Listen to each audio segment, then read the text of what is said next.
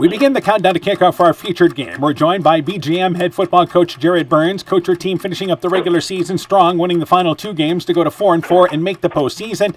Defeated Moravia 69-19. Tell me about that game to close the season. Well, we got off to a really fast start. We scored 35 in the first quarter, so it was a game where whoever won got into the postseason. So I thought our kids came out and were very focused on what the task at hand was, and I thought we played really well in the first quarter, and everything else just kind of fell into place from there. All right, now let's talk about your team individually. I know your quarterback leads you in offense as well. Who are some of the contributors for you?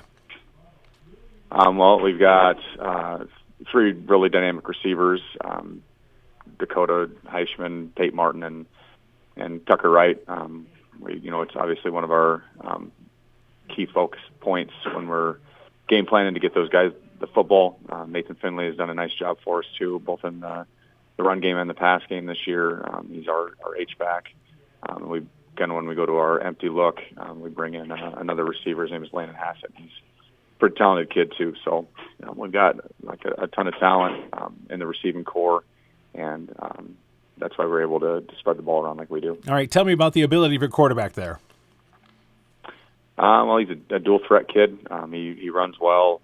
He throws the ball really well, and like I said, when he's got a really good receiving core and a lot of talent out on the edge of the field, then it makes his job pretty easy. So he's had a really good season. He was our main guy last year too in the run game and the pass game. So he's had two pretty good seasons here, and he's, like I said, very dynamic and he's tough to prep for. All right, let's talk about defensively. Who's been contributing for you on the D side? Well, I feel like Landon Cooling's had a really good year. He's one of our DNs. Both our linebackers have had pretty good years. We're most of the time we're pretty good on the back end as far as covering the pass. Not every night, but most nights we've been pretty good at that. Depending on who we see, we just sometimes we struggle in certain areas on the defense side of the football. But I feel like we got a lot better towards the end of the season, and even in some of the games we lost, our defense played really well in spurts. So hopefully we can build on those moments and play well Friday night. All right, let's talk about Edco. What do you know about the Vikings? I know they're really good. I know that the Rockford kid's probably one of the best at what he does in the state, if not the best at what he does in the state. He's going to be tough to bring down. They've got a really big physical offensive line to go with him, so it's going to be a really tough challenge for us. He, like I said, averages 18 yards a carry or something ridiculous like that, and then their running back, I can't remember what his name is, number one. He averages about 17 yards a carry, so they're a big play team, and both those guys are really tough to bring down, so we're definitely going to have our work cut out for us. Keys in the ball game for BGM, what do you have to do? We have to score, for sure, because they're definitely going to get their points, and we're going to have to tackle. We're going to have to get a stop here or there, potentially a turnover. They don't turn it over much, if at all, so that's a lot easier said than done. So we're going to have to figure out how to force some turnovers. We're going to have to also figure out how to get the Rockford kid on the ground, and again, a lot easier said than done. And we're going to have to score, so we're going to have to be consistent, not turn the football over, move the chains. Hopefully, if our offense can be efficient and get first downs, we can keep their offense on the sideline. And, if we can do that, we might have a chance to win at the end of the game. We're going to have to really play well for the first three quarters just to give ourselves a chance to win in this one. So, hopefully that'll be the game plan, just to hang around and give ourselves a chance at the end. All right, Coach. Good luck to you in the ball game. We look forward to talking to you afterwards. Thanks a lot. Once again, BGM football coach Jared Burns talking things over about his Bears program. Countdown to kickoff continues after this. Stronger, farther, faster. It all starts with good nutrition. Clayton County Farm Bureau is proud of our livestock farmers who provide high-quality protein needed to fuel our young athletes. The ultimate pre- and post-game fuel-up can be found in meat and dairy foods grown right here. Meat and dairy are natural sources of essential vitamins that support health, energy, and performance. We know our student athletes are the real deal, and Iowa's livestock farmers are committed to helping them reach their goals. To learn more, visit realfarmersrealfoodrealmeat.com. For generations, local farmers have trusted Freedom Bank to provide the financial backing they need to succeed. We have a long tradition of empowering success, and that continues today. We offer competitive financing options at competitive rates, whether for equipment purchases, building construction, land purchases, or operating capital. Visit one of Freedom Bank's experienced ag loan professionals in Elkader, Monona, Postville, and Waukon, or online at freedombnk.com. Member FDIC, Equal Housing Lender. This is Chris Holbert, General Manager of Hall Roberts Son Incorporated in Postville. We would like to wish the area student athletes both a safe and successful sports season. We have been a community-based company since 1864, servicing and supporting the area ag industry with products necessary for daily success. We look forward to continuing to serve and support both the ag industry and high school athletes in our surrounding communities. Thank you and good luck from the families at Hall Roberts Son. When I started out in the car business, my dad gave me some good advice. Hi, it's Forrest Brown with the Brown's family of dealerships. What my dad told me is when you sell someone their first car, you need a good sales department.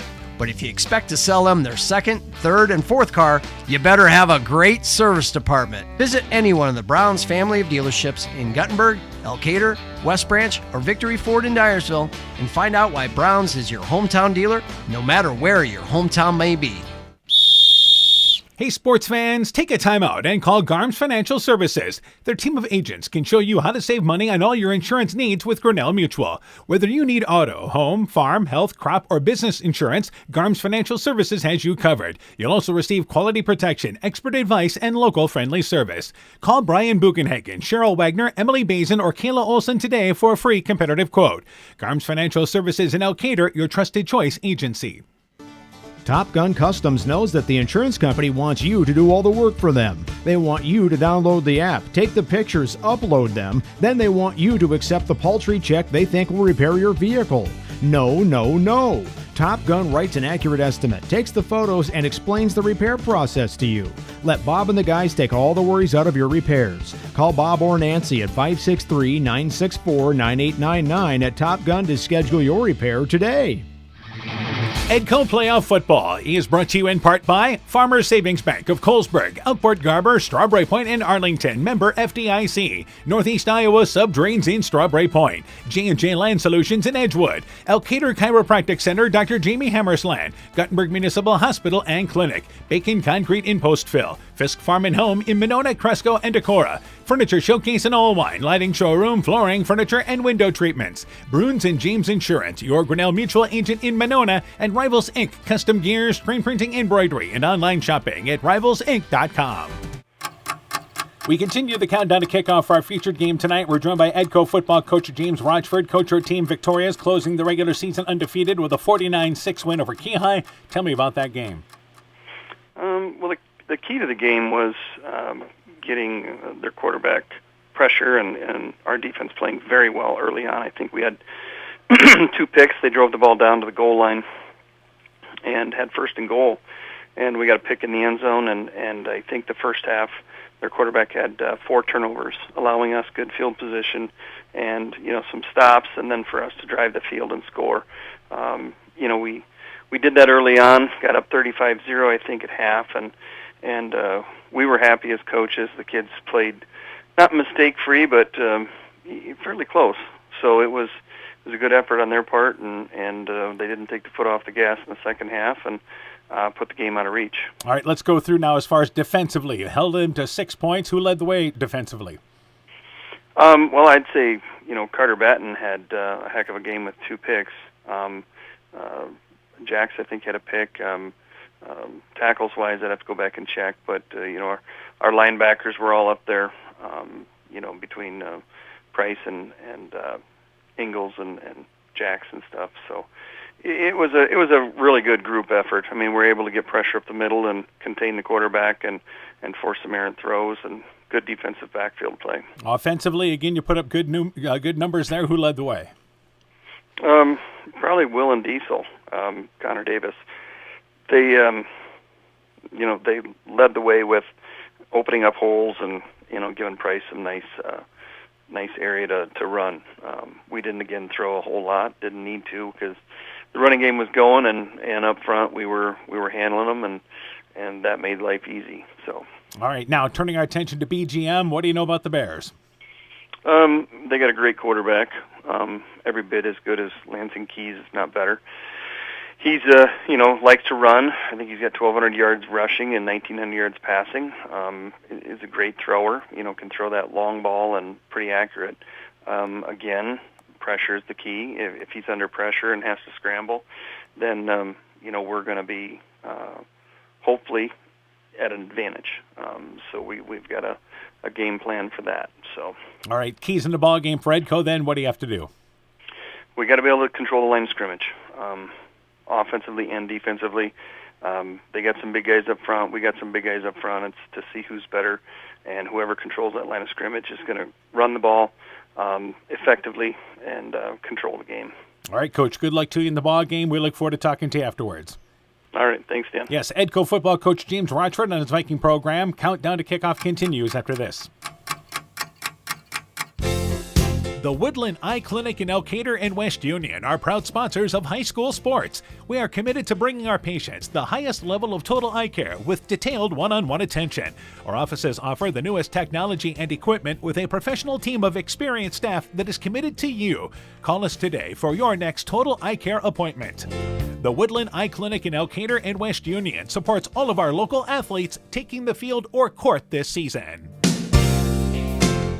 Hi, this is Tara Fink, psychiatric mental health nurse practitioner. Helping people, bottom line, is the biggest reason I chose a career in mental health. During my own struggles, it was difficult to find good support in this area. Therefore, I vowed to come back home to help meet the great need for mental health care in Northeast Iowa. I'm available for consultations at both the Walk-On and Postville Clinic locations, offering assessment, diagnosis, and medication management for all mental illnesses.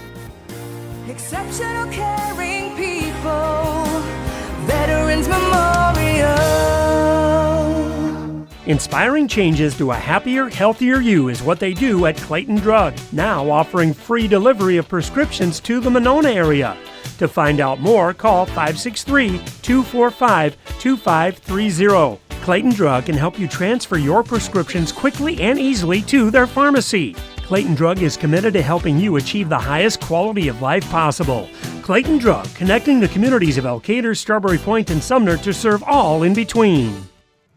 Good evening, everybody. How you doing? Dan Barnes, along with Coach Aaron Hamann. We welcome you to Edgewood Community Dreams Field in the opening of the 8-man tournament tonight on KCTN. It is Edco entertaining BGM. The Vikings come in 8-0, the 10th-ranked team in the 8-man poll. BGM comes in. The number 3 seed is how they got into this postseason. They are 4-4. And as we always start doing, let's welcome Coach Hamann here for this matchup first. Yeah, it's a great night here. Getting a little cooler out there. The wind is dying down, but we've got good crowds coming out. We've got 2 really talented teams. And I think they're both excited here for the playoffs in this first opening round. As we always start doing, we talk about the visiting team first off here. And BGM comes in with a record of 4-4. And right away you go, well, that's an average team.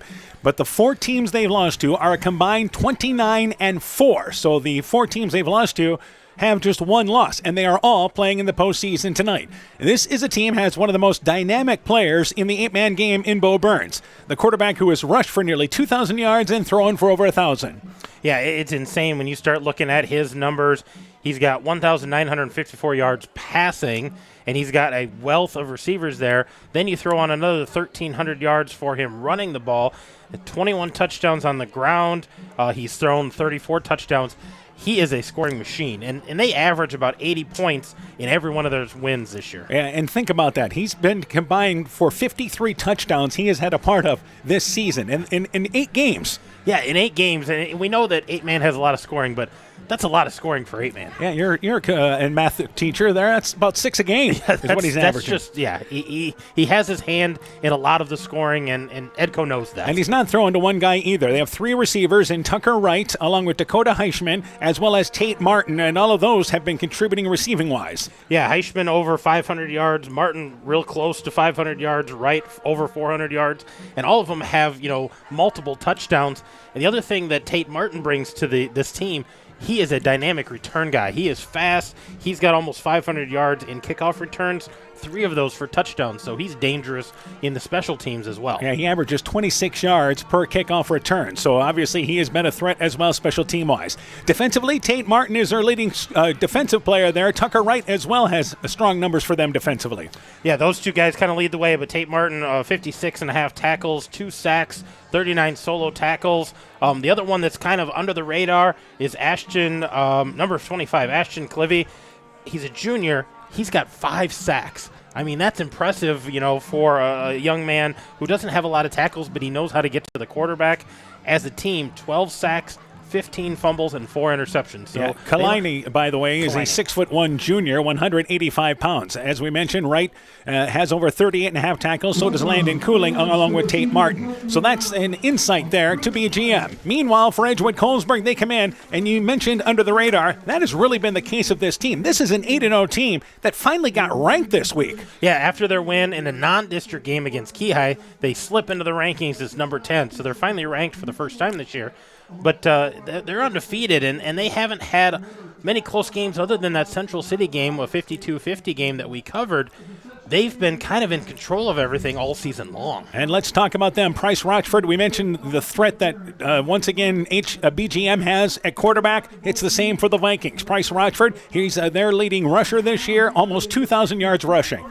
Yeah, it starts right there, almost 2,000 yards. 33 touchdowns, but you got to look at the other guys that are around him as well. Carson Ingalls has over 600 yards. He's got 9 touchdowns. Jack Stager's got a couple hundred yards, 5 touchdowns. So there are other young men who are helping in the run game, and Edco's got almost 3,000 yards in rushing. Yeah, and you're talking about there that with the total that Rochford has at 1,835, again, Stager's rushed for 665 to be exact, and as well as Christopher Lang has even chipped in there with reception-wise. He's got just a couple of rushes there, but they have been getting contributions as far as rushing the football. Let's talk about as far as defensively, and obviously Price Rochford sets the tone for them defensively. Yeah, he's got 50 tackles. Carson Ingalls, the other young man who rushes for them, he's got 52 tackles, leading the way.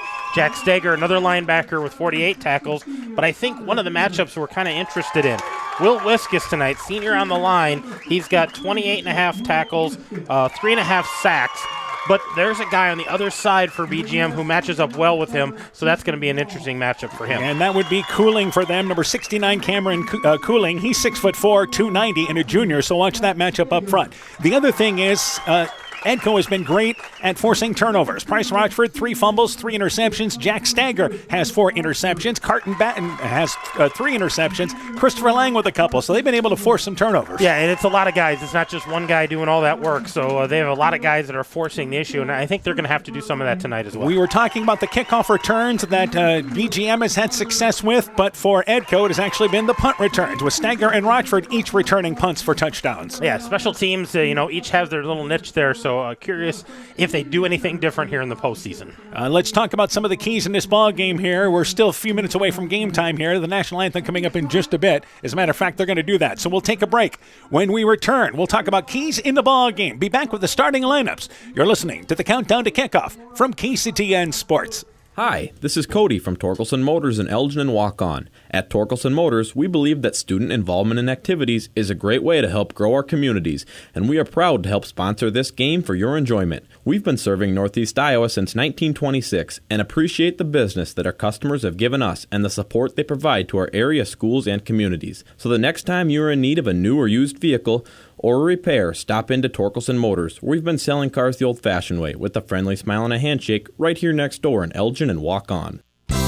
Being good at life means getting your finances together so you can focus on the moments that matter most. With over 175 years of expertise, New York Life Insurance Company provides you with benefits you can enjoy while you're, living. So give your local agents, Andrew Reimer or Troy Springer in both Guttenberg and Monona, a call. You can reach Andy or Troy at 563-252-2471. That's 563-252-2471. They can help you and your family be good at life. At Alameda Clayton REC, we provide more than energy. We also provide ideas to help you stay safe, especially during harvest season. If your equipment contacts a power line, back away. When you can't back away, call or radio for help. If you must, jump clear of the equipment. Do not touch the ground and the equipment at the same time. Report power line hazards today.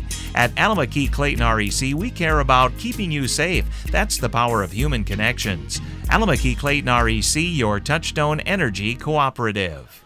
Getting ready for the opening kickoff just a few minutes away. Let's set the starting lineup, and let's start first off for BGM. The anchor of the lineup front is their center. He's Griffin Berry, a 6-foot senior, 270 pounds. One guard is Landon Cooling, 6'2", a junior, 185 pounds. Ben Gadden is the other guard. He is a junior, 6'2", and 280. Cameron Gouling actually has another play there that he'll play on defense, but Landon Cooling starting on the offensive front there for, once again, BGM. The rest of the starters for them, of course, the wide receivers are Tate Martin, Dakota Heichman, and Tucker Wright. Martin is a 6-foot senior, 190. Heichman, a 6-foot senior, 150. Wright, a 5'10 senior, and 150. They have 3 seniors there as their top wide receivers. Nathan Findley is the starting running back. He's a junior, 5'10", 175. And, of course, the quarterback, the dynamic Bo Burns. He's 6 foot, 180 pounds. He is a junior. Now, Cooling and Berry play up front on the defensive side with the defensive end and nose guard positions. Martin starts at a linebacker. Wright and Heichman start in the defensive backfield. The other starters defensively are Austin Kalani. He's a 6'1" junior, 185 pounds. Brock Davis, a senior, 5'11", 200. He starts at a linebacker spot. And Ethan Bridgewater is a junior, starting at free safety, 5'10", 185 pounds. The starters for Edgewood Colesburg. Again, the quarterback is Price Rochford. He is a senior, 5'10", 197 pounds. The rest of the starters, as far as up front, the anchor of the line, Will Wiskus, 6'4", 278 pounds. He is a senior. Also, Connor Davis starts at a guard spot, a senior, 6'11", 254. Lucas Barnhart, a senior guard, 5'11", 210. The tight end is Ethan Gall. He is a senior, 5'9", 170 pounds. The skill positions, Carson Ingalls starts at running back, the 5'6", 146-pound junior. The wide receivers are Carter Batten. He is a junior, 6'1", 153, and Christopher Lang, also a junior, 5'10", and 150 pounds. As far as the rest of the starters, Rochford plays linebacker. On the defensive line, you've got Wiskus along with Davis and Ethan Gall. As far as the other cornerbacks and linebackers, Ingalls plays linebacker. Batten and Lang also play in the secondary, and Jack Steger is the other starter for them at linebacker. He is a freshman, 5'8", 156 pounds. Edco has 7 of their 8 kids going both ways. BGM has a total of 5 of their 8 kids going both ways. And both these teams in 8-man have been able to survive the regular season without major injuries, which is a positive. Yeah, always a positive at this level because you're an 8-man because you're short on kids. You're short on guys in the school in general. Both of them staying pretty healthy. All right, let's talk about keys in this ball game. Let's start first off for BGM. I think for BGM, they need to attack vertically. They want to turn this into a scoring fest. I think if they get over 50 points, it's right where they want to be. And I think special teams is going to be important for them in this game, using that as kind of that balance of what's going on the field. For Edgewood Colesburg, keys in the ball game. For Edco, I think they need to be on time and on downs, be able to run first and then throw when they want to. They're going to have to tackle clean. With these short passes, with Burns being so dynamic, that's going to be huge. And they're going to have to try to keep BGM in the 40s.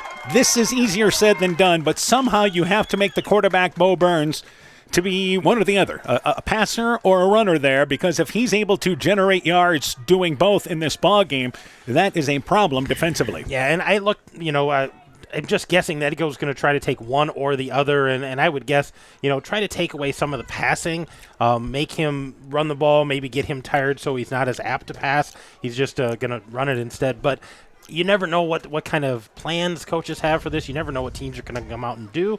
It's playoff football. There's always a wrinkle somewhere. We'll update you on a number of games tonight in Class A. Playoff-wise tonight, Starmont is at Lisbon. In Class 1A, MFL Marmac hosting El Burnett. And in Class 2A, North Fayette Valley entertains Monticello. We'll have updates on all of those games tonight here on KCTN FM 100. As far as Clayton Ridge, Central, and Postville, all of their seasons came to an end last week. BGM won the toss. They'll be receiving to start this ball game. And they have, of course, their away white uniforms, bottoms and tops, the blue numbers, the red trim. the blue helmets with the Bear logo on the side with the white face masks. Vikings wearing their home black tops, black bottoms. They've got the numbers there in yellow. They have the black helmets, the logo there for the Vikings on one side, and actually on both sides they have those logos. So our officials for tonight's ball game, we've seen these guys time to time. It's Dennis Schrader's crew from the Bellevue area. He's joined by David Buchholz, Mark Junk, along with Larry Meyer and Daryl Tickey for this ball game tonight. So a good crowd continuing to roll in, and what is a gorgeous night here for our final Friday in October.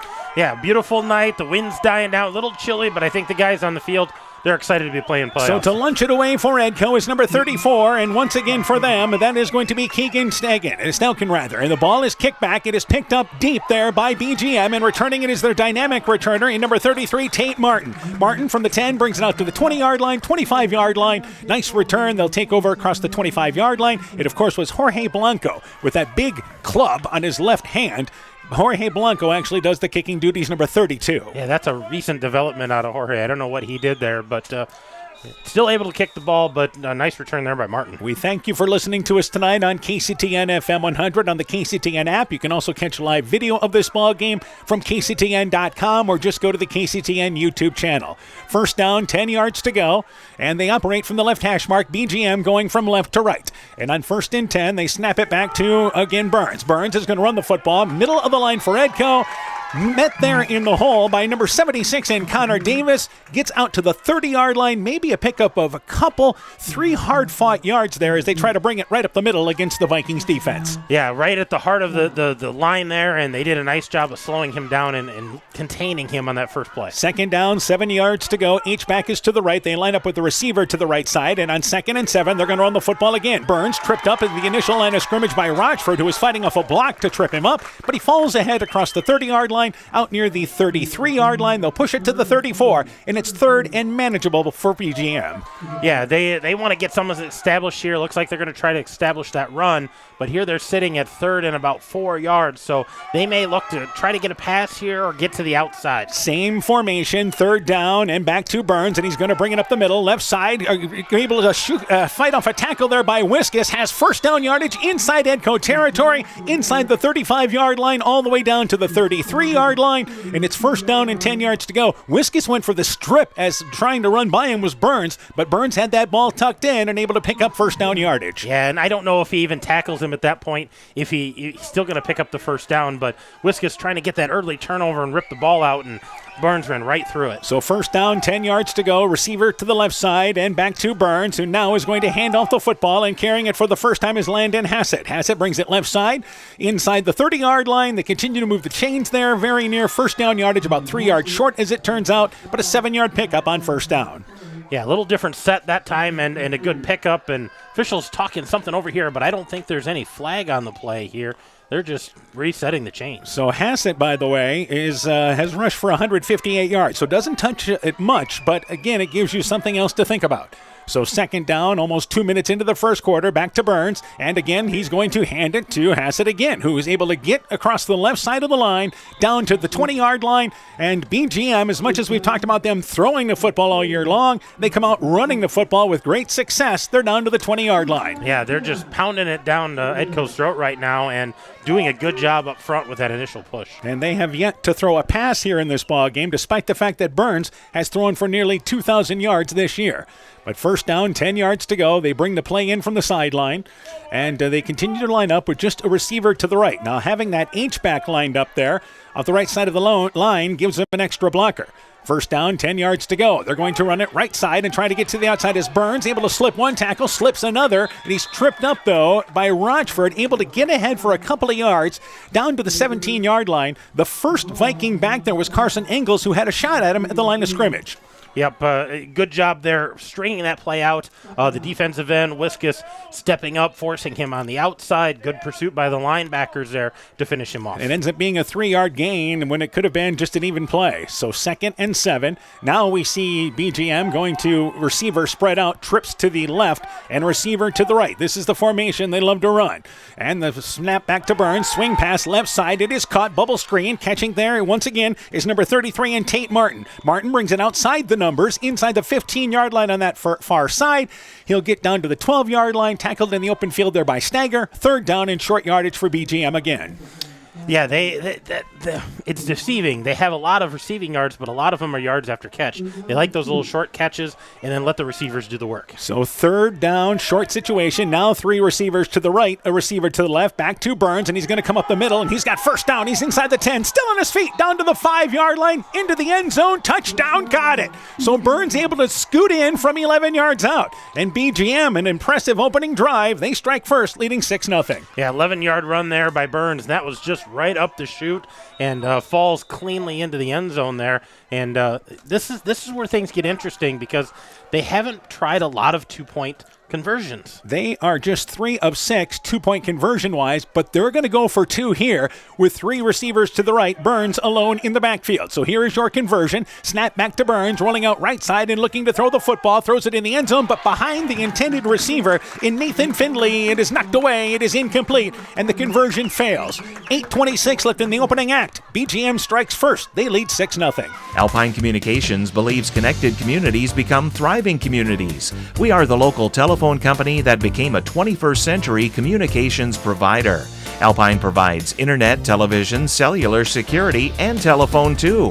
We promise personal, timely, reliable service from people who live here. When you choose us, we all thrive. Connect with Alpine Communications today. Click alpinecom.net or call 563-245-4000. Strawberry Building Supply offers all your building materials for residential and commercial projects. Whether you're building from the ground up, remodeling your home, or a weekend project, we have the materials you'll need.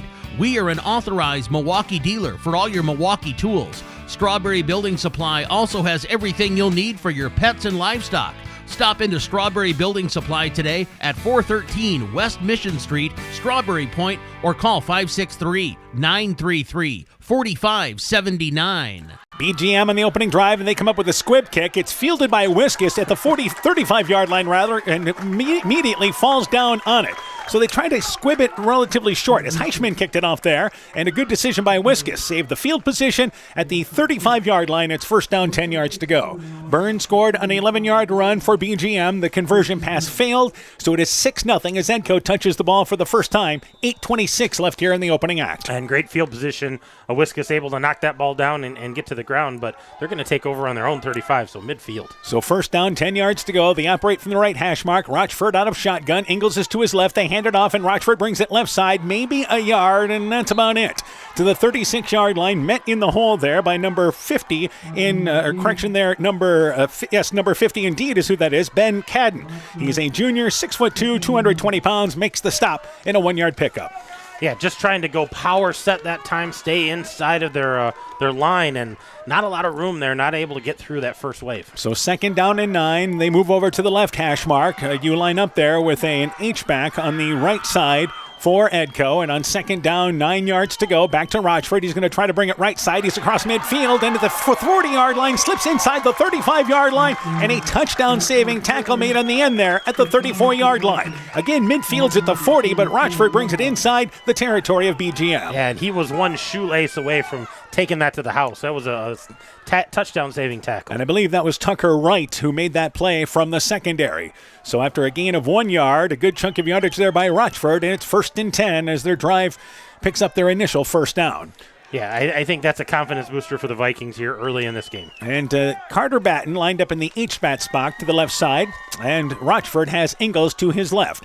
First down, 10 yards to go, and running it right side is once again Stagger, actually, was lined up to the left. He gets the handoff from Rochford, brings it right side, a counter play, and a couple of yards down to the 32-yard line. They only give him a yard. Second down, 9 yards to go. Yeah, wanting to give a different look there, and he's got Stagger kind of in his hip pocket. Normally he's out there for blocking, but gave him the carry that time, only able to gain 1. Yeah, we'll see Ingles and again Stagger. Stagger the freshman, Ingles the junior at running back. They split.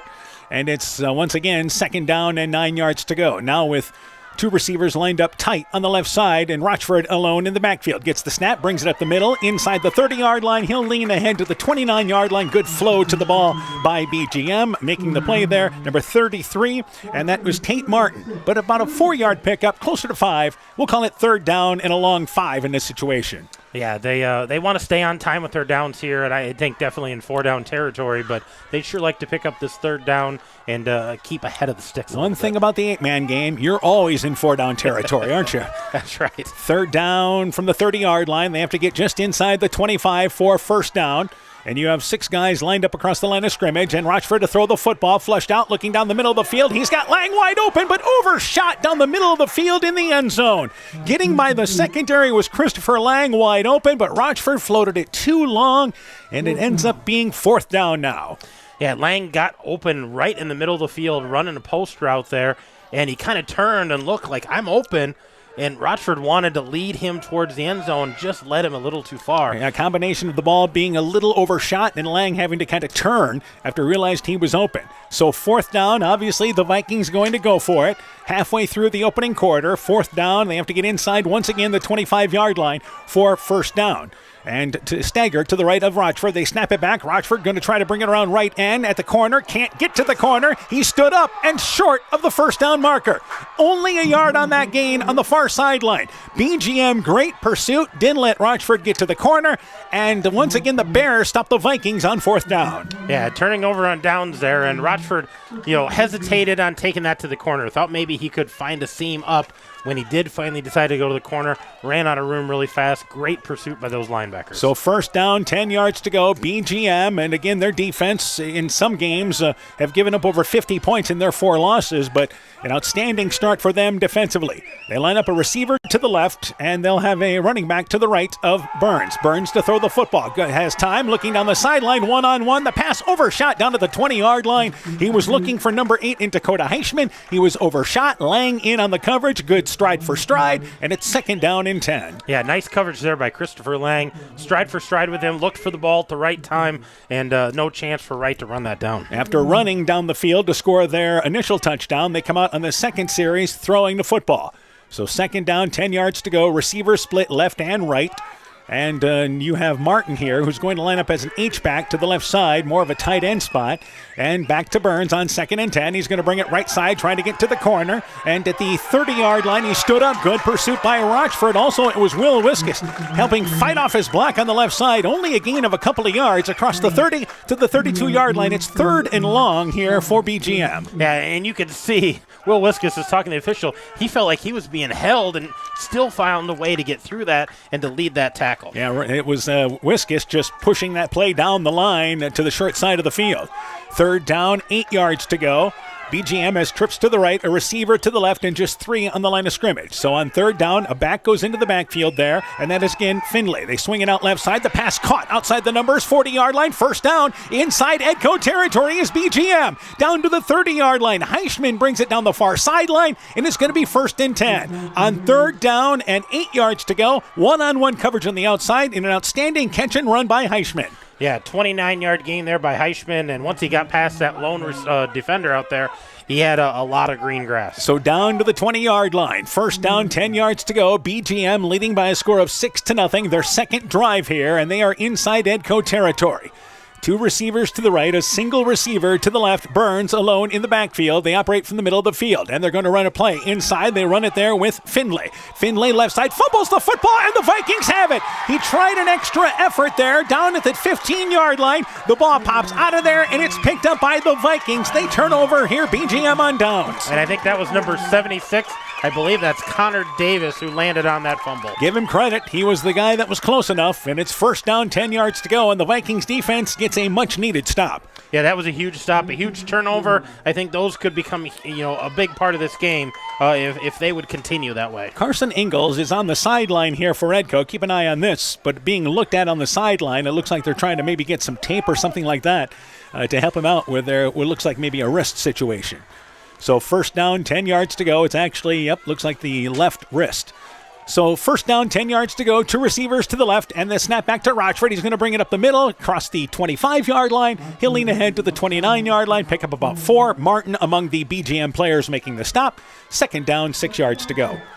So we have seen number 21 in, and Jack Stagger, the freshman running back, And Ingalls looks like it's just a tape job there, and maybe it looks like the left wrist area. Yeah, it looked like they're taping something. I don't know if they're taping the glove, if they're trying to reinforce the wrist. But he was kind of holding it funny. I think he just wants some support there. So second down, 6 yards to go. Rochford waiting the snap and has it, and he's going to bring it right back up the middle again. And here's Rochford lowering his shoulders. First down across the 30-yard line. Hit about 3 yards upfield and then powered his way across the 30. First and 10, Vikings here moving. Yeah, that was a powerful run there and keeping the legs moving after that first initial contact. It is Ingalls, by the way. It is near the left elbow area, and I'm thinking maybe we just have a blood issue there, perhaps? Maybe that's what it is. So first down, 10 yards to go. Rochford with a power run up the middle at the 31-yard line as we approach the 4-minute mark in our first quarter. BGM leads 6-0. Vikings operating from the left hash mark. Remember the 8-man game, the hash marks are narrower, and we're only playing on an 80-yard field. The 40-yard line is the midfield mark. First down, 10 yards to go. Rochford brings it left side across the 35-yard line. First down again as he's able to stumble ahead inside the 40, inside BGM territory to the 33-yard line. Tucker Wright making the stop defensively, but they're finding some room there between the guards.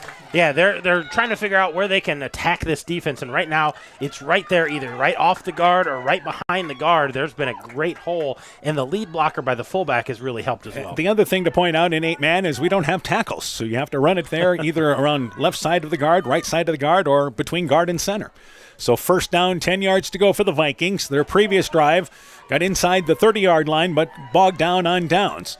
Rochford alone in the backfield, and they line up 2 receivers, actually 3 receivers to the left near the line of scrimmage. First down, 10 yards to go. Rochford again is going to run it, hit in the backfield, and he's able to shake off a tackler, but still, as he goes right side, there's the flowing defense for BGM to make the stop, but he still picks up 4 yards. Somebody was holding his jersey running from the right side. Yeah, he kind of looked back, trying to go, stop pulling on that. I'm trying to go.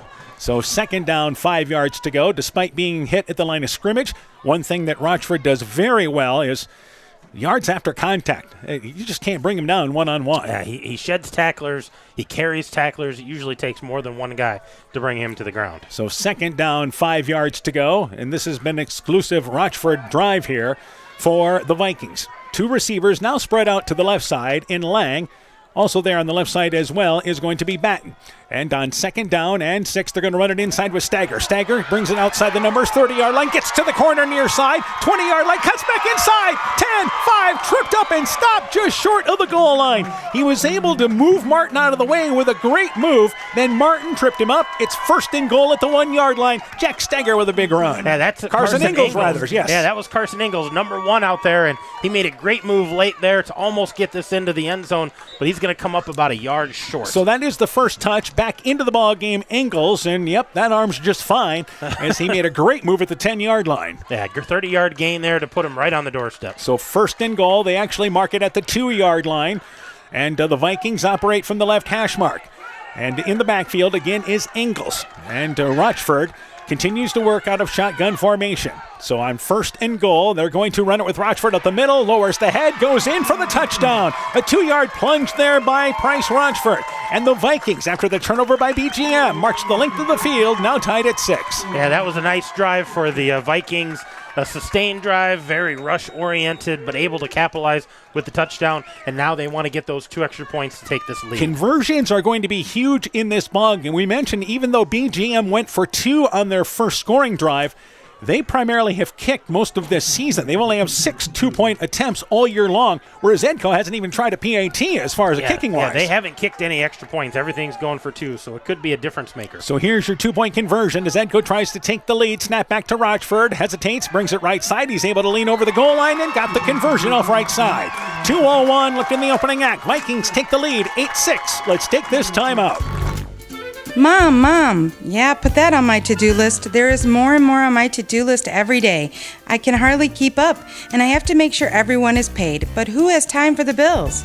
You know who can help with that? Who? Elkader Tax and Bookkeeping. They not only do taxes, but specialize in bookkeeping services as well. Has your to-do list gotten too long? Want help? Give Elkader Tax and Bookkeeping a call at 563-245-2154. Hey, Justin Birdnow here from Birdnow Chevrolet in Monona. I want to take a moment to wish all the local athletes good luck during their game.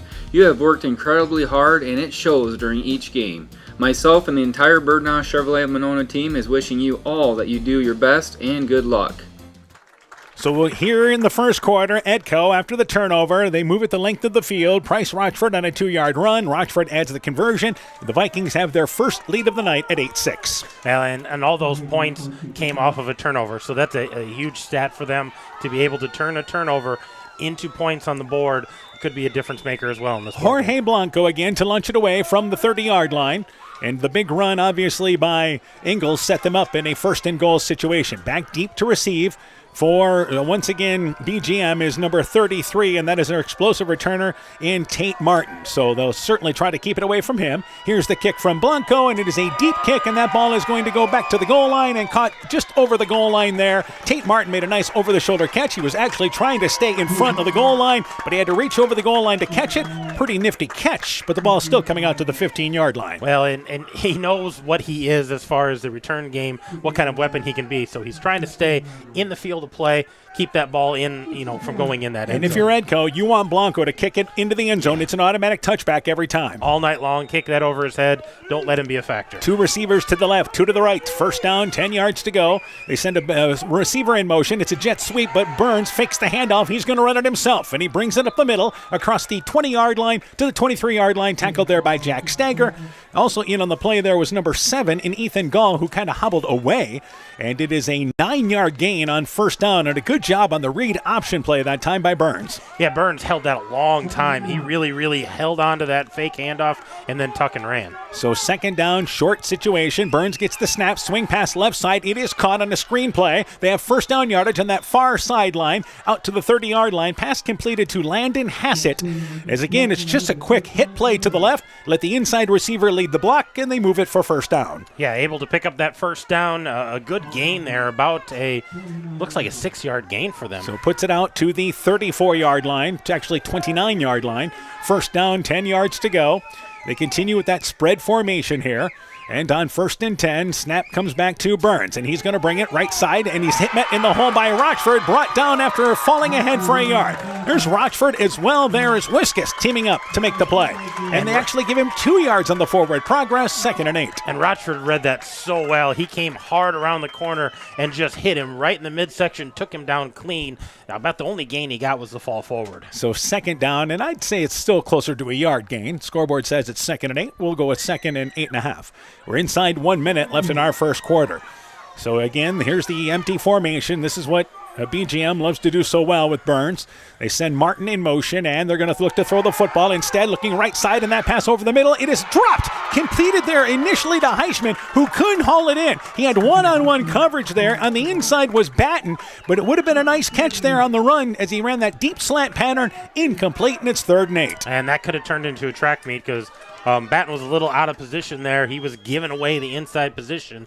And if that comes down with a catch for Heisman, it's going to be a foot race. And Burns had a nice lead pass there to hit Heisman in stride, but could not hang on to it.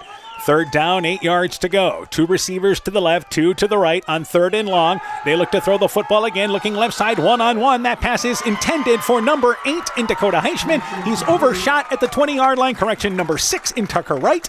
And again, in on the coverage there was number 10.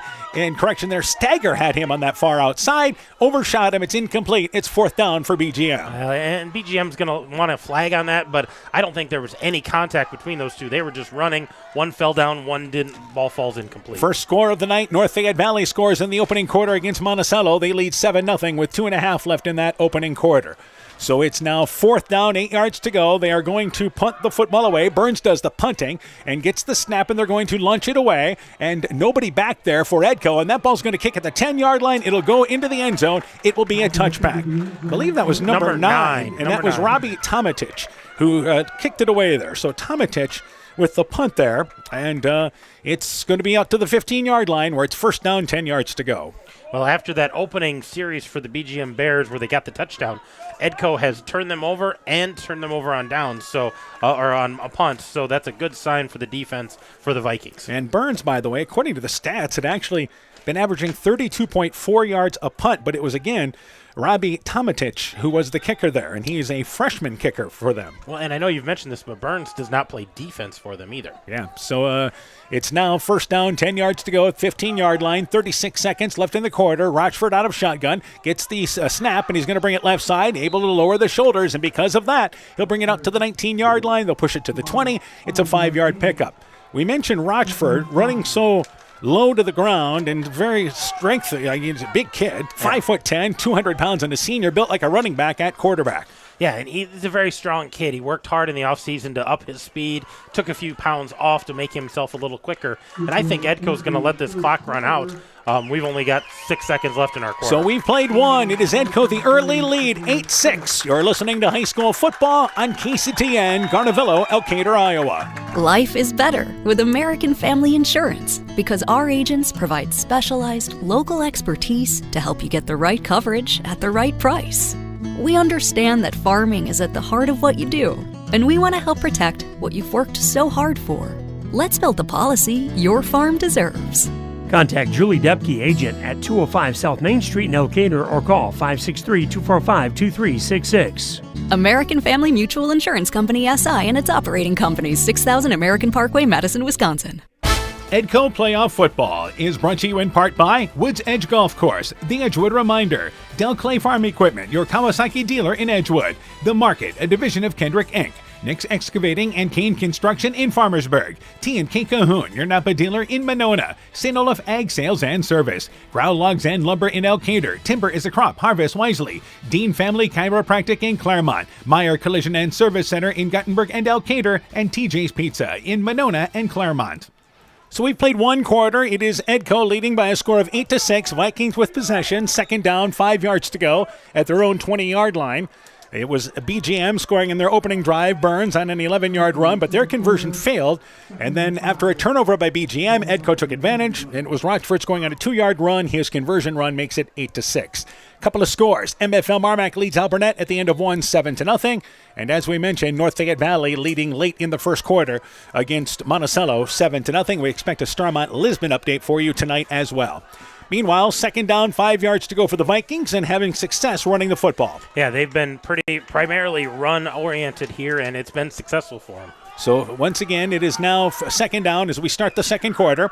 And in motion out of the backfield is Ingalls. Now brings it from left to right. Ingalls goes in motion the opposite way. They run it with Rochford. Rochford right side, first down. And he's able to finally be drugged down across the 30-yard line. And again, hanging on to the shoe was number 6 in Tucker Wright. And he slips out of that. It's 6 the other way, but a first down run nonetheless. Yeah, another shoestring tackle there by Wright, but another hard run. Lead block there by Carson Ingalls on the motion and able to spring him for about 14 yards. Yeah, you sent Ingalls in motion originally to the left, but then he brought it back to the right and was used as that lead blocker. Yeah, he hit the end and kind of kept him from setting that edge like they like to do, and that gave Rochford room to run. So first down, 10 yards to go at their own 34-yard line. Lang is a receiver on the right side at the end of the line. And again, Ingalls to the right of Rochford, and he's going to run a counter play left side, hit at the line of scrimmage, and hit in the hole, and will go no further than the line of scrimmage. Outstanding jump up front that time. Brooks Davis leading that charge up front for BGM. It's no gain, 2nd and 10. Yeah, they hit him right away, and there was no room for Ingalls, and you can see him coming back off. I don't know if I think that's blood on that elbow. I don't think that's soreness. Yeah, I think he maybe had a scratch or something. If you look at the area where it was, it's not on the elbow. It's in front of the elbow on the forearm. And, yeah, I think that's definitely the case. So second down, 10 yards to go. The Vikings with a no-gain play there, and they've primarily picked up positive yardage much of the night running the football. Second down, 10 yards to go. And Rochford with, once again, to his left this time, and that is Ingalls. And Rochford going to run the football, brings it left side. First down, and Rochford's down the sidelines on the far side, inside the 30-yard line. Finally brought down from behind at the 23-yard line, put him to the 22, and another big run for the Vikings, 1st and 10. Yeah, that was just a good run to the outside, able to get there quickly, and nice pursuit there. A good angles by the defensive backs to finally bring him down. And again, Rochford got to the corner on that far sideline and just showed the speed in the open field. So the 23-yard line is where they mark it. First down and 10 yards to go. The Vikings leading 8-6 and now just outside the red zone in BGM territory. Well, and that puts him at 12 carries. He's knocking on the door of 100 yards. He's had a big night already in this first quarter. So again here it is first down, 10 yards to go. Lang is a receiver to the right. Also, Batten is a receiver to the left. Stagger in motion out of the backfield. Rochford to throw the football. Flushed out of the pocket. Throws it over the middle. It is caught. That's Batten. Middle of the field. Makes the defender miss. 10. Goes to the outside. 5. And in for the score. Touchdown. Got it. Middle of the field. Batten open. Then makes a couple of moves. And it ends up being a 23-yard pass play. And the Vikings go up 14-6. Well, and that's a big touchdown for the Vikings. But it's a bigger touchdown for Batten. That's his first time getting to pay dirt this season. And as far as Batten receiving-wise this year, that is just his 4th catch of the season. So they'll go for the conversion and try to make it a 2-score game. 23-yard pass, Batten to Rochford, and the Vikings have scored on the last 2 touches. Play from the sideline as they will go for their 2-point conversion. By the way, conversion-wise this year, Edco is exactly 50%. They've had a total of 7 players running for conversions, and each of them at 50%. But Edco is going to have to take a timeout before that conversion. And they want to make sure that they are clear on what they want to do play-wise. Yeah, you talk about 2-point conversions. Get a load of this. Rochford's 22 of 44. Ingles 12 of 24. Knipper and Stagger are both 1 for 2. Batten, Gall, and Lang are 2 for 4. So it's a 50-50 shot. It is, but I think at this game, and we talked about BGM being mostly, kicking for that extra point, this is a huge swing in the game. They're an important point in tonight's ball game if this turns into a score fest. All right, another score to pass along. Lisbon leading Starmont, and that's a banged-up Starmont team, 21-0 at the end of the first quarter. A Starmont team that in week number 7 was playing to keep their title hopes alive and ended up as the number 4 seed and had to take the trip to Lisbon tonight. Yeah, not the trip that they were expecting after they had a nice start to the season, but yeah, very banged up, a lot of injuries there. So they're happy to be in the playoffs, but they're facing a tough Lisbon team. And by the way, North Fayette Valley has scored again early in the second quarter, and they lead Monticello 13-0. That's a Monticello team that's 2-6, but got into the postseason because they were 2-3 in their district. Yeah, only 5 district games, and they were the 3 seed, or 4 seeds, so then they go. All right, Vikings back from the timeout, making sure that what they're doing here on this conversion. Stagger is to the right of Rochford, so here's your conversion. Back to Rochford, he's going to bring it right up the middle, and he goes in for the conversion. He's got it, powered his way through from the left side. 10:29 left in the half. Vikings up by 10, 16-6. Let's take this break. Epic Wear. Get personalized clothing for your school, your team, family, friends, business, or any event.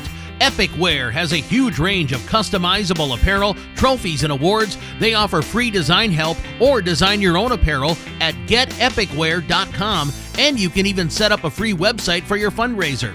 Epic Wear, walk on. Call 563-568-2301 to place your order today. When making up a to-do list, don't forget to include servicing your car at Edie's AC Delco Service Center in Garnavillo. Your car should have the best care, and Edie's will make sure of it. Stop in or call 964-2186 to make an appointment. Tires worn out? Well, Edie's can replace them. Need a tow? Call Edie's at 964-2186. Kay, Lynn, and Todd invite you to stop by and fill your car's tank with fuel at Edie's AC Delco Service Center in Garnavillo. Edie's open 7 a.m. Mondays through Saturdays. 16-6, Edco in the lead. It's a 23-yard pass play. Batten receiving it there from Rochford, and Rochford runs in for the conversion.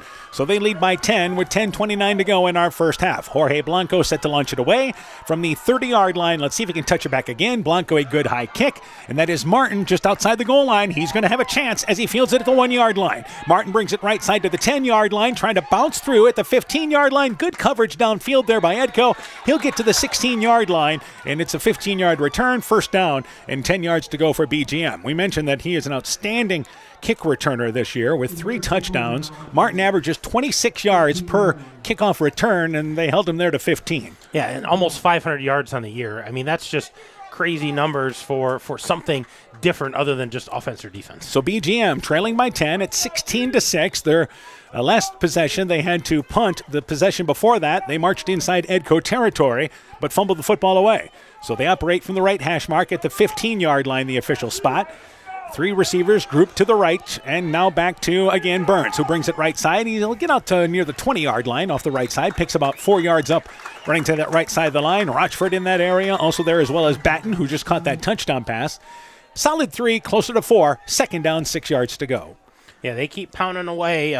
He's on 50 yards already. He's got 9 carries. So Burns is definitely the featured back there, but they have thrown it a little bit and made some completions there. Yeah, again, he's rushed for 21 touchdowns this year and throwing for 32, having a heck of a junior season. Second down, 6 yards to go. Vikings so far doing a good job of containing at least the big running play.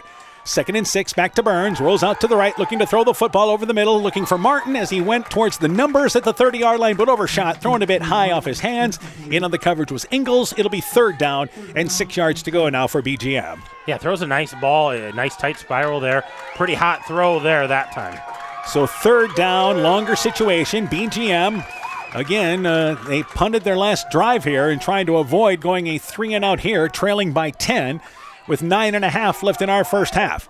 Receivers split left and right, and they'll line up here with 2 in the backfield as well, but now they spread out and actually trips to the left.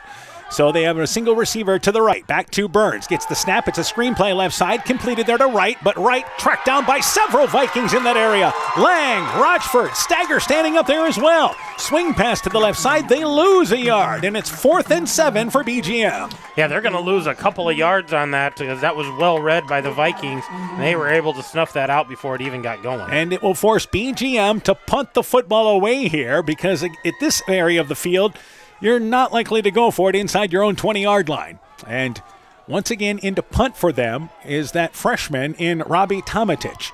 Standing back at the 10-yard line, the Vikings have nobody back to receive, so they're going to give up some yardage here. Snap back to Tomatic, kicks it away there, and that ball will actually fall at the 30, then kicks inside the 30. Goes down to the 25-yard line, down to the 22-yard line. So it ends up being an impressive punt there.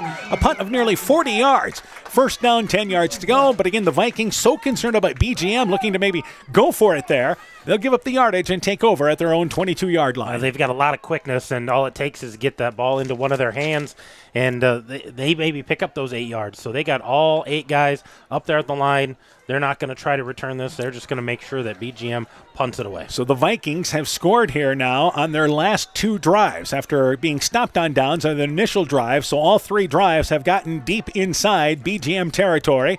But they have the ball right now at their own 23-yard line, looking 1st down and 10 yards to go. Receivers split left and right. Ingalls is to the left of Rochford in the backfield as they operate from the right hash mark. And on 1st and 10, they're going to run it right side with Ingalls. Ingalls stutter steps his way across the 25-yard line, picks up a solid 3 yards to the right, closer to 4, and it's going to be 2nd down and 7 yards to go. In on the play, number 50, and that is Ben Cadden making the play for BGM. Give him 3. 2nd down, 7 yards to go. Yeah, long 3 there, but a good block by Ethan Gall. He's the one who came from the other end and kind of pushed the end, the defensive end, out of the way. Gave Ingalls that seam to run up in. Running it to the short side of the field with that right hash mark still where they're at. 2nd down, 7 yards to go. Same formation for the Vikings. Rochford, where's that? Number 22 at quarterback, and gets the snap, and he's going to bring it left side. Nothing. Tries to get back towards the middle, and he will get 1st down yardage as he lowers his head and pulling a couple of BGM players with him. Gets to midfield at the 40-yard line. A Viking there, Wiskus, was slow to get up, but he's okay as he waves off his teammate. I can get up myself. But a good run by Rochford, who, again, powerful low legs there, able to generate extra yardage. Yeah, he looked like he might have been stuffed at the line of scrimmage. Didn't know if he was going to get anything out of it. Just kept pushing, just kept going, dragging guys along, and he falls right at midfield. Good enough for a 1st down. 1st down, 10 yards to go from midfield. Stagger in the backfield there. He is actually Ingalls in the backfield to the right of Rochford. 1st down, 10 yards to go. Rochford gets the snap, same play up the middle, and Rochford able to get to the 45-yard line. Tackled there by number 39, and doing a wise job staying low there was Davis. But a 5-yard pickup on 1st down for the Vikings, owning things up front right now. Yeah, give kudos to the guys up front right now because they are making holes and just giving that good push, and Rochford's just following their lead. So 2nd down, 5 yards to go, inside BGM territory at the 35-yard line. BGM is such a quick scoring team sometimes, and Edco, don't get me wrong, they've had their share of big plays, but they feel confident that they can be a time of possession team. Yeah, they're just grinding it out right here. Nice long drive. Keep the ball out of BGM's hands. 2 receivers to the left. 2nd down, 5 yards to go. Rochford right back up the middle again, and he's got 1st down, 30-yard line, down to the 29-yard line. Will Wiskus threw a great block up front, a pancake block, which let Rochford get 1st down. Yeah, Rochford is kind of going right behind Will Wiskus right now, and Will's firing off the line, giving good start to this offense, and they're inside BGM territory, inside their 30 already. So 1st and 10 for Edco. We approach the halfway mark of our second quarter. Ball game we thought might be in the 50s tonight, but we're not at that pace right now. Yeah, we're not on that pace. Edco just methodically marching down the field and keeping the ball out of BGM's hands right now. So 1st down, 10 yards to go. 2 receivers to the left, Ingles to the right of Rochford in the backfield once again. They've just been hugging that right hash mark. And on 1st and 10, Rochford is going to fake it, run it to the short side of the field. Right side, he's got 1st down, now down the sideline. Still on his feet. 20, 10, goes in for the score. Touchdown, got it. Rochford ran to the short side of the field, the right side, and it took the edge, ran right down the sideline for a 30-yard score. Vikings lead 22-6. Yeah, and that could have ended pretty early because he was dancing on that sideline, but able to step over the defender's hands. And once he got past those defensive backs, it was turn on the afterburners, get to the touchdown, and another score here for the Vikings. So the Vikings will go for the conversion and try to go up by 18. So then you're talking a 3-possession game up by 18. And they would like nothing more than to have this kind of, this kind of difference in the score late in our second quarter. And in 8-man, obviously the conversions are everything. So here's your conversion attempt. Rochford alone in the backfield. They've got trips lined up at the edge of the line, and Rochford is looking to throw the football. He's going to tuck it, going to run. Strolls in right side inside the pylon for the conversion. So with 6:12 left in the opening half, 24-6, Edco leads. Let's take this time out. Attention business owners. Are you tired of monthly fees eating into your profits? Look no further than People State Bank. People State Bank's business checking account has no monthly service charge. Yes, you heard that right, 0 monthly service charges. But that's not all. Enjoy free ATM and debit cards, free online and mobile banking, and free bill pay services. With People State Bank, managing your business finances has never been easier or more affordable. Stop wasting your hard-earned money on unnecessary fees. Switch to People State Bank today and take care of your business finances. People State Bank, member FDIC. Edco Playoff Football is brought to you in part by Lloyd Kelchin Grain in Edgewood, the Edgewood Locker, Edgewood Farm and Home Supply, Community Insurance with offices in Edgewood and Delhi, Myers Auto Service in Monona, Thompson Construction and Monona Overhead Door, LTI & Sons Water Conditioning, your Connecticut dealer in Postville, Clayton County Recycling, Culligan Water Conditioning in Elkader, the Loena Savings Bank, member FDIC, and by KAR Auto Group, online at karautogroup.com. Once again, our score, 24-6. Rochford, 30-yard, nifty run down the sideline. Rochford adds the conversion, and the Vikings lead 24-6.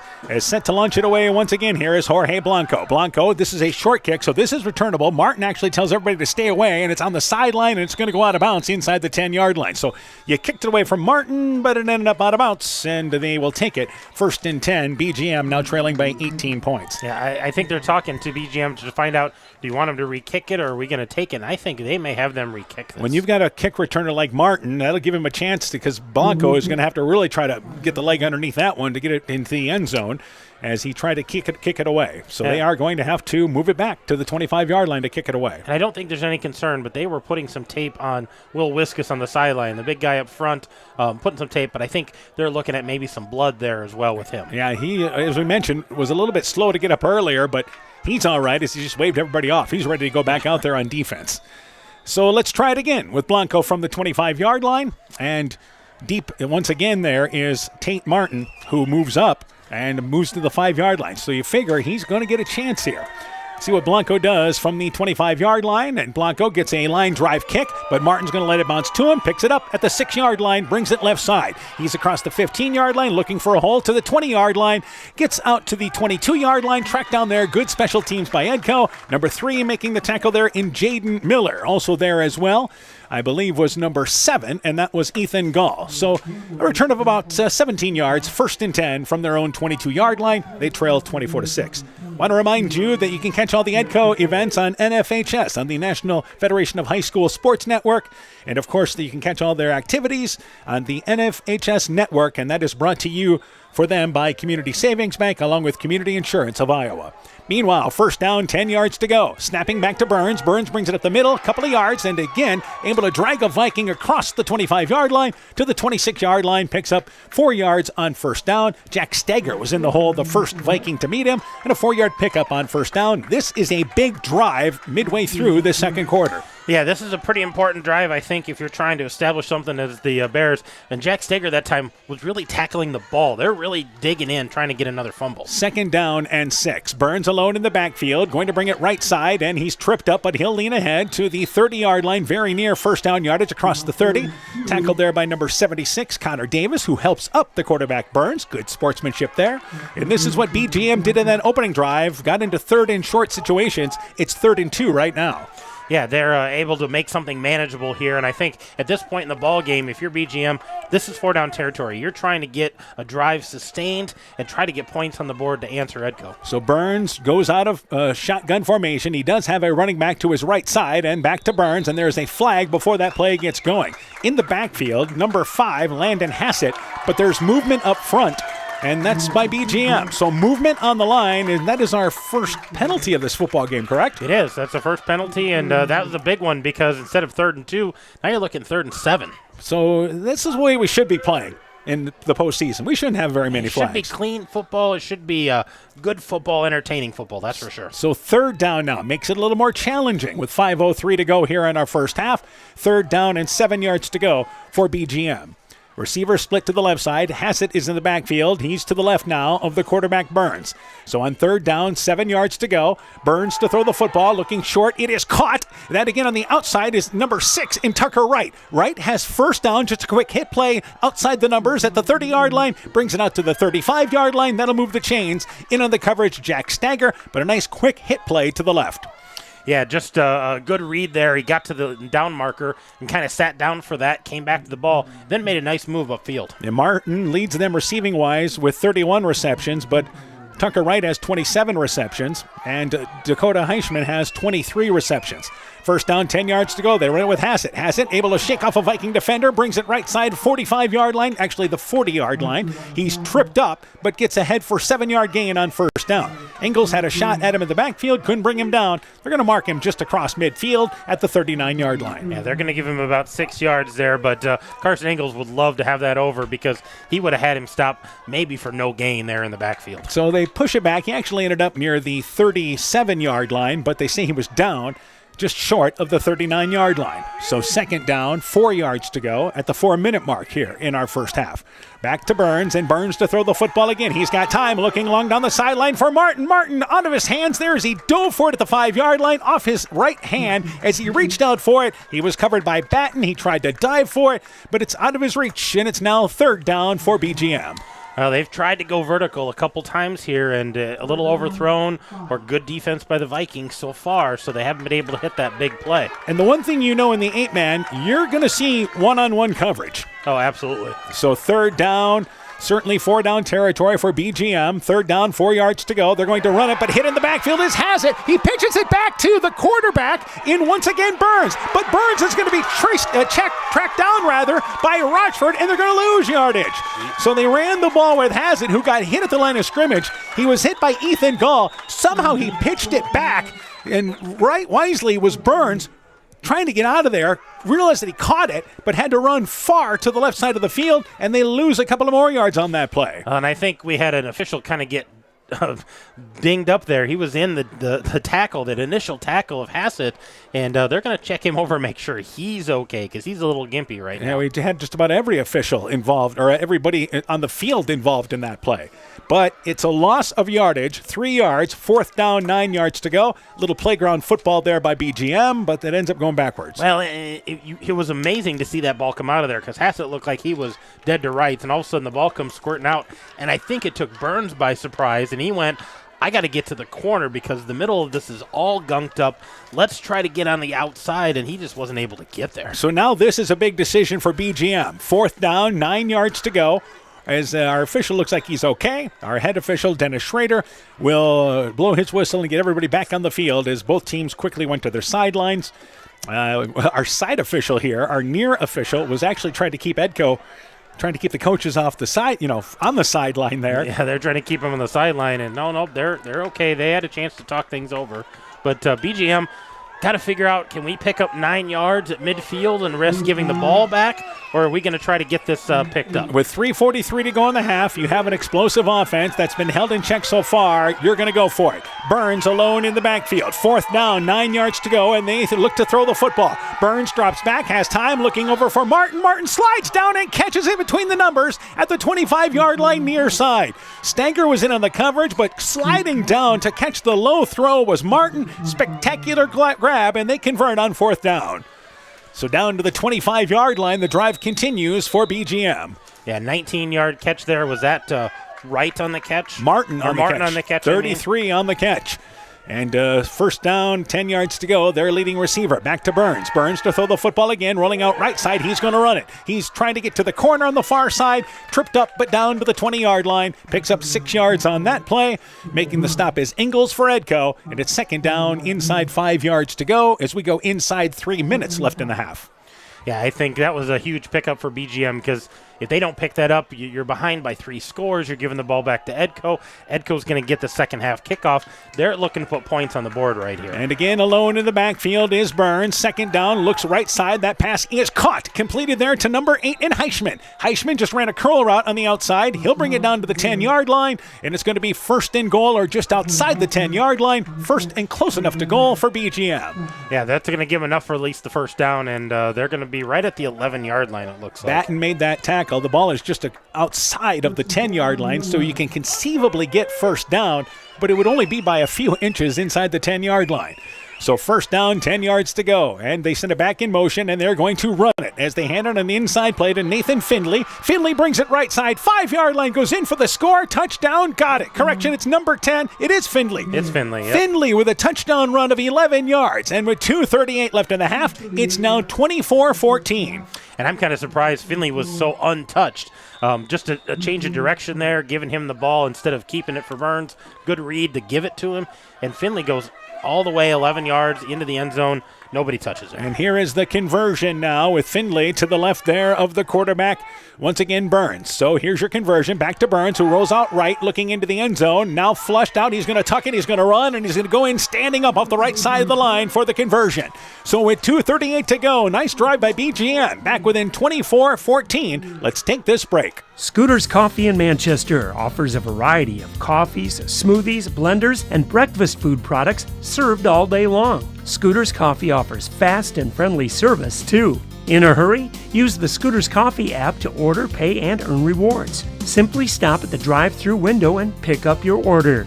Scooter's Coffee is open Monday through Saturday, 5:30 a.m. till 8 p.m. and Sunday, 6 a.m. till 8 p.m. We look forward to seeing you at Scooter's Coffee in Manchester. Northern Country Co-op and Viafield are now Nexus Cooperative, your full-service ag partner supplying all your agronomy, energy, feed, grain, and lumber needs. Our highly knowledgeable and experienced team utilizes the latest technology in feed manufacturing, agronomy services, precision ag, plant and animal nutrition, energy products, and grain marketing to keep our customers ahead of the rest. Stop in today at any of our 26 locations across northern Iowa and southern Minnesota, or visit us online at nexus.coop.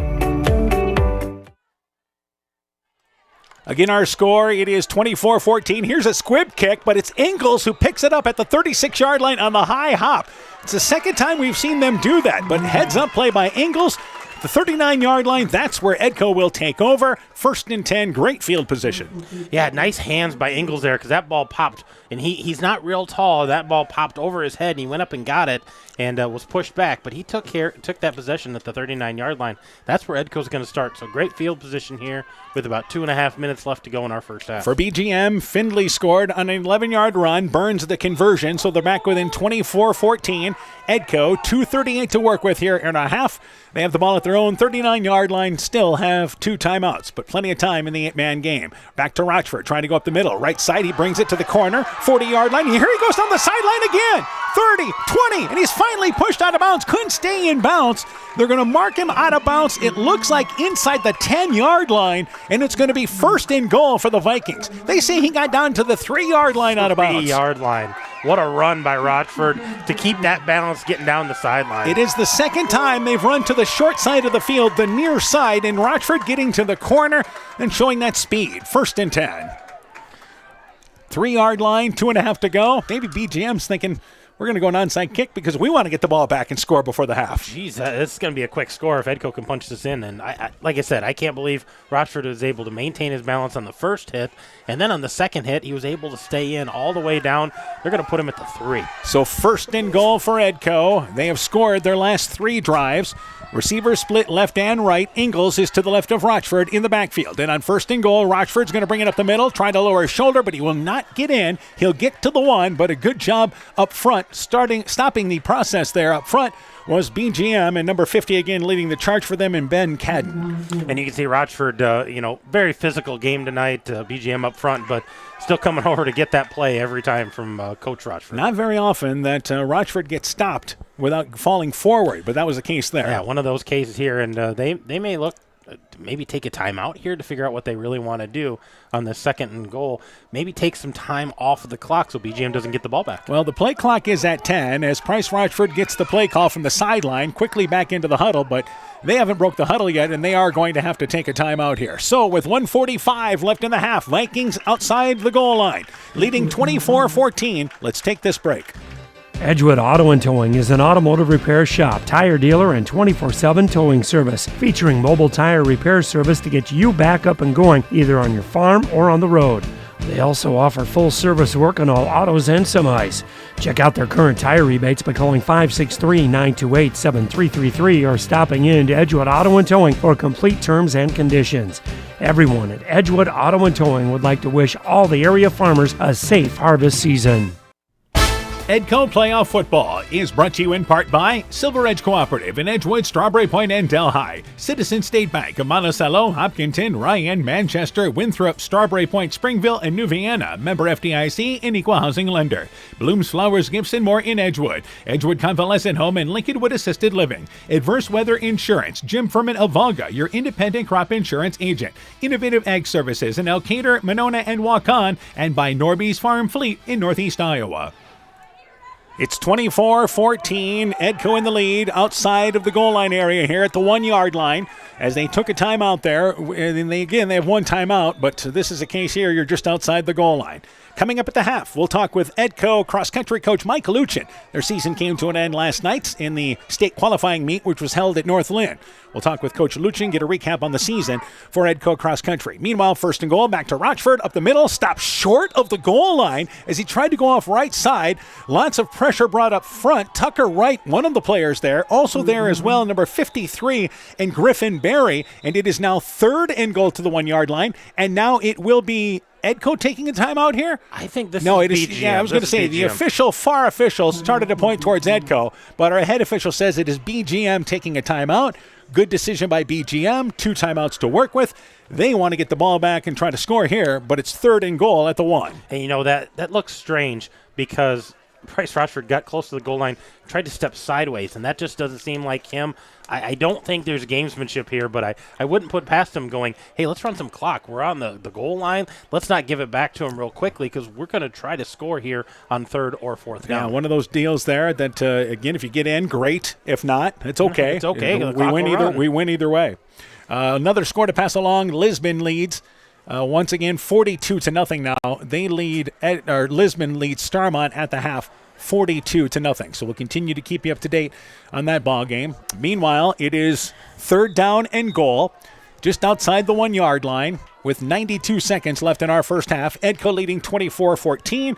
I think you'd be surprised to see anybody else but Rochford run the football here between guards. Well, and you got to remember, we get to the second half, Edco's going to take the second half kickoff, so points here is huge. That's a big factor. So third down and goal from the 1 yard line. Snap back to Rochford, brings it up the middle, lowers his shoulder, goes in for the short dive from 1 yard out. Another drive finished off by the Vikings. They quickly answer, now leading 30-14. Yeah, another touchdown there for Rochford, this time from 1 yard out. That's his third touchdown of the evening. And again, now you're up by 16, trying to go back up by 18 points here. And they will go for the conversion as Rochford gets the play from the sideline. Vikings have scored now 4 of their 5 possessions. have scored all 4 possessions since the opening drive. Yeah, that opening drive, they stalled out on downs on a play on the far side of the field, and since then have been looking really impressive. North Fayette Valley scoring with 2:20 to go in their first half. They lead 21-7. Meanwhile, Rochford gets the handoff, brings it right side, goes off guard off right side, in for the 2-point conversion. They're perfect on PATs. 1:28 left in the half. 32-14. Edco in the lead. Let's take this break. Stronger, farther, faster. It all starts with good nutrition. Clayton County Farm Bureau is proud of our livestock farmers who provide high-quality protein needed to fuel our young athletes. The ultimate pre- and post-game fuel-up can be found in meat and dairy foods grown right here. Meat and dairy are natural sources of essential vitamins that support health, energy, and performance. We know our student athletes are the real deal, and Iowa's livestock farmers are committed to helping them reach their goals. To learn more, visit realfarmersrealfoodrealmeat.com. It's pretty unusual for a bank to be 100% employee-owned, and Freedom Bank wouldn't have it any other way. Employee-owned means we're not just your bank, we're your friends and neighbors. We value being active community partners, and we believe in donating generously to local causes. We empower success, not just for our customers, but for our communities as well. Visit Freedom Bank in Elkader, Monona, Postville, Waukon, or online at freedombnk.com. Member FDIC. 14-10, another update to pass along. Alburnett leads MFL Marmac. Meanwhile, Edco leads here 32-14. Blanco with the kick, but it's returnable for Martin at the 3-yard line. Brings it up outside the right hash mark. He's to the 20-yard line. He'll get out to near the 25-yard line and scoots away from it. Somehow Martin got out of that twisted mass of humanity. He brings it right side inside the 20, down to the 10, still on his feet, backs his way in, touchdown, got it. What a spectacular run by Tate Martin. It ends up being a 77-yard kickoff return. Equals his biggest kickoff return of the season. The 4th time he's done this, and it's 32-20. Quick strike by BGM. And I don't know how he got out of that mass of guys there, but he did. He was able to squirt through that, and there was 2 more that still had chances at him, including Carter Batten. Got a hold of him near the 5, but not able to bring him down, and Martin able to fall across that end zone with the ball in hand. So that's a huge score for the Bears. So a special teams touchdown for BGM. And you saw the explosiveness on Tate Martin, but you've got to give him some credit there for the power to get out of that group. Yeah, I was just surprised because they kind of swarmed him, and I thought he was going to go down, and all of a sudden he squirted through, and then those Jets kicked in, and away he went. So Edco will get the ball back with a timeout to use, and here's the ever-important conversion for BGM trying to get back within 10. Martin goes in motion, but stops right side. They look to throw the football. They're going to throw it to the flat, and that ball knocked away. Good coverage there by Batten, who batted it down. On a pass intended near the far sideline for Martin, the conversion fails. 1:13 left in the half. It's a track meet. 32-20, Edco in the lead. Stronger, farther, faster. It all starts with good nutrition. Clayton County Farm Bureau is proud of our livestock farmers who provide high-quality protein needed to fuel our young athletes.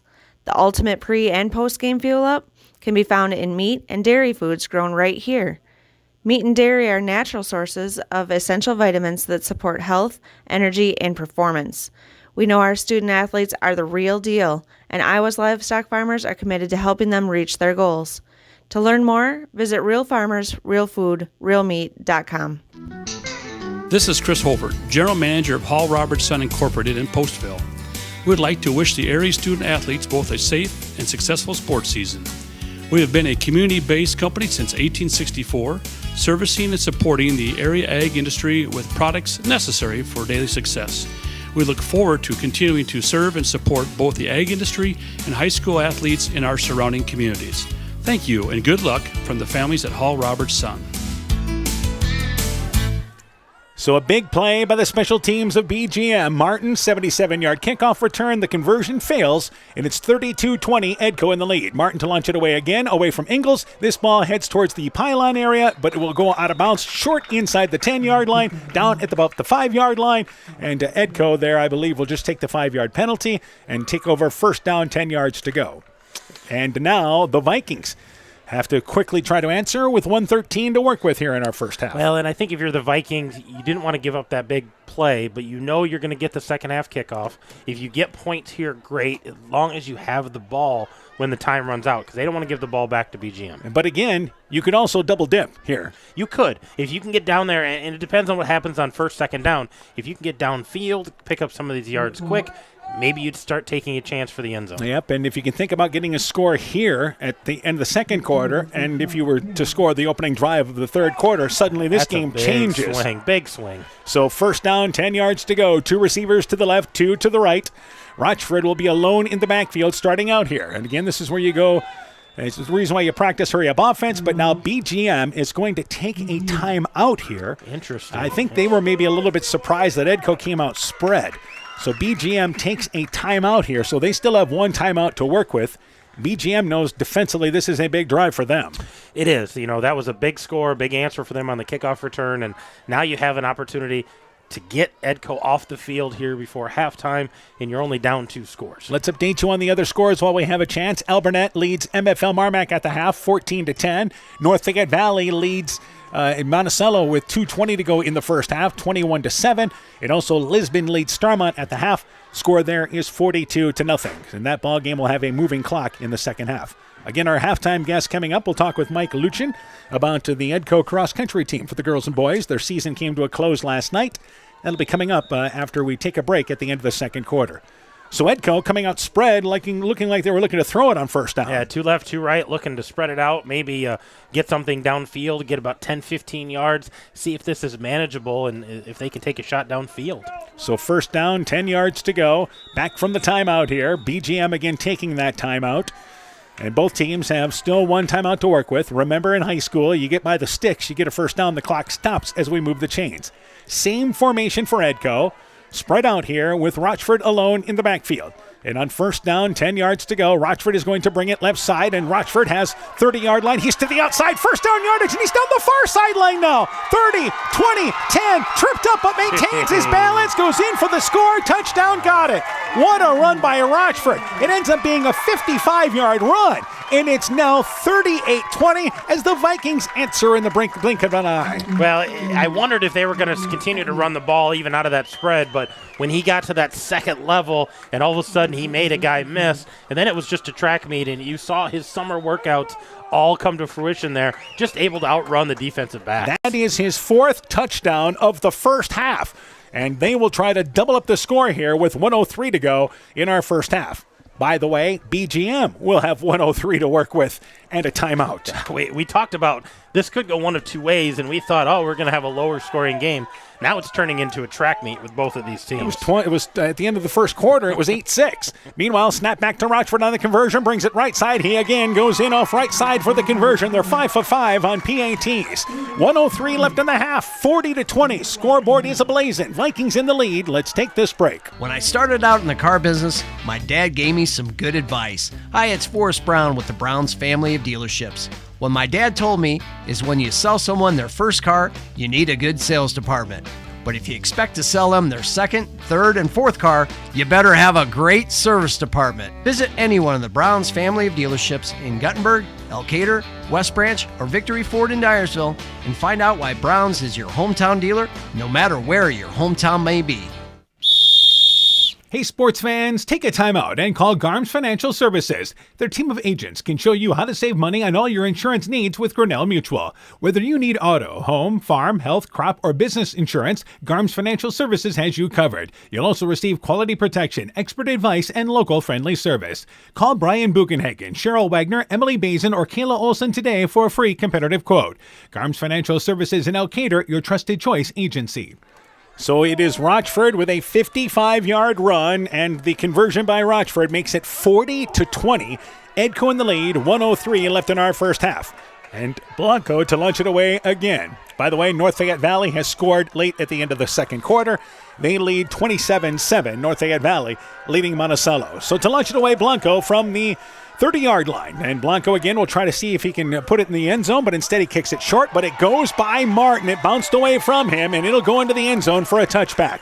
So instead of trying to go over the head of Martin, they end up going by Martin. And it's a line drive kick, brings it out to the 15-yard line, 1st and 10 for BGM. Yeah, line drive, able to get it to squirt past Martin here, make BGM go basically the length of the field, starting on their own 15. Plenty of time here for BGM, 103 to work with. Again, you've got a quick striking offense as well, but they'll start from their own 15-yard line, so they have 65 yards to go here with 103 to work with, and again, still one timeout. Yeah, Edco with the timeout as well, so if they, get out of breath, need a stop here or regroup, they can do that. So they line up empty backfield, 2 receivers to the left, 2 to the right. They send a receiver in motion with Findlay, but they're going to run it with Burns, but he's met in the hole by Rochford, brought down after only a gain of 2. So just like Edco did on their previous drive, try to spread him out, see if you can run at him, find a big hole.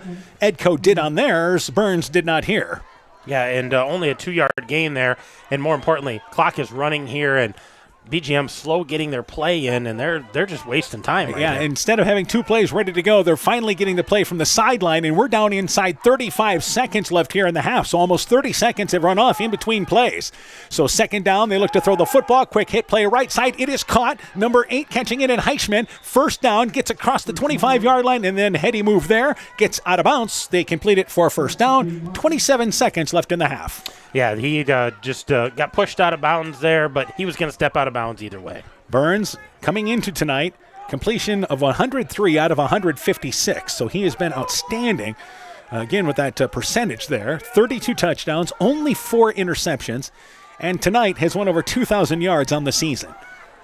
And he'll try to get him down the field here from their own 28-yard line. 1st down, 10 yards to go. Findlay in motion from right to left. Burns throws it, same play. In and out of the hands of Heichman, into the hands of Batten. And Batten's going to have himself a pick 6 down the far sideline. 20, 10, touchdown. Got it. The defense adds in. A pick 6 by Carter Batten. He returns that nearly 40 yards for the score. And it's 46-20, Vikings in the lead. And we'll see what this flag is, Dan, but it came in really late. Batten was already in the end zone, and this flag came in behind the play, so I don't know if something was said or if there was a block, but hopefully they don't take the points off the board. If this is a penalty against Edco, what a takeaway there from Batten, because this happens way behind the play if that's the case. But Batten, great job down the sideline on the deflected pass.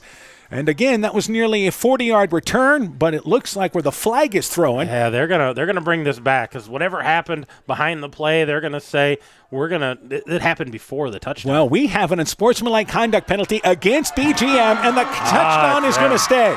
Boy, I tell you what, there was a lot of suspense. Edco didn't realize what was happening, but it's a penalty against BGM. 18 seconds to go in the half, and Carter Batten gets his pick 6. Yeah, that's the second score for Batten tonight, not having any on the season.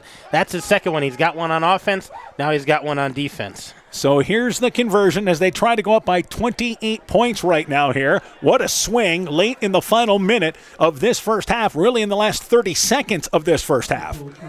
Edco will take the penalty on the kickoff. So they are going to go for the conversion, but now time taken here by our officials. And I believe that you may have Coach Burns wanting an explanation on his sideline there for BGM. Yeah, I think he just wanted to know maybe who it was on or what they saw, whether it was a block in the back or just a personal foul, whatever it was.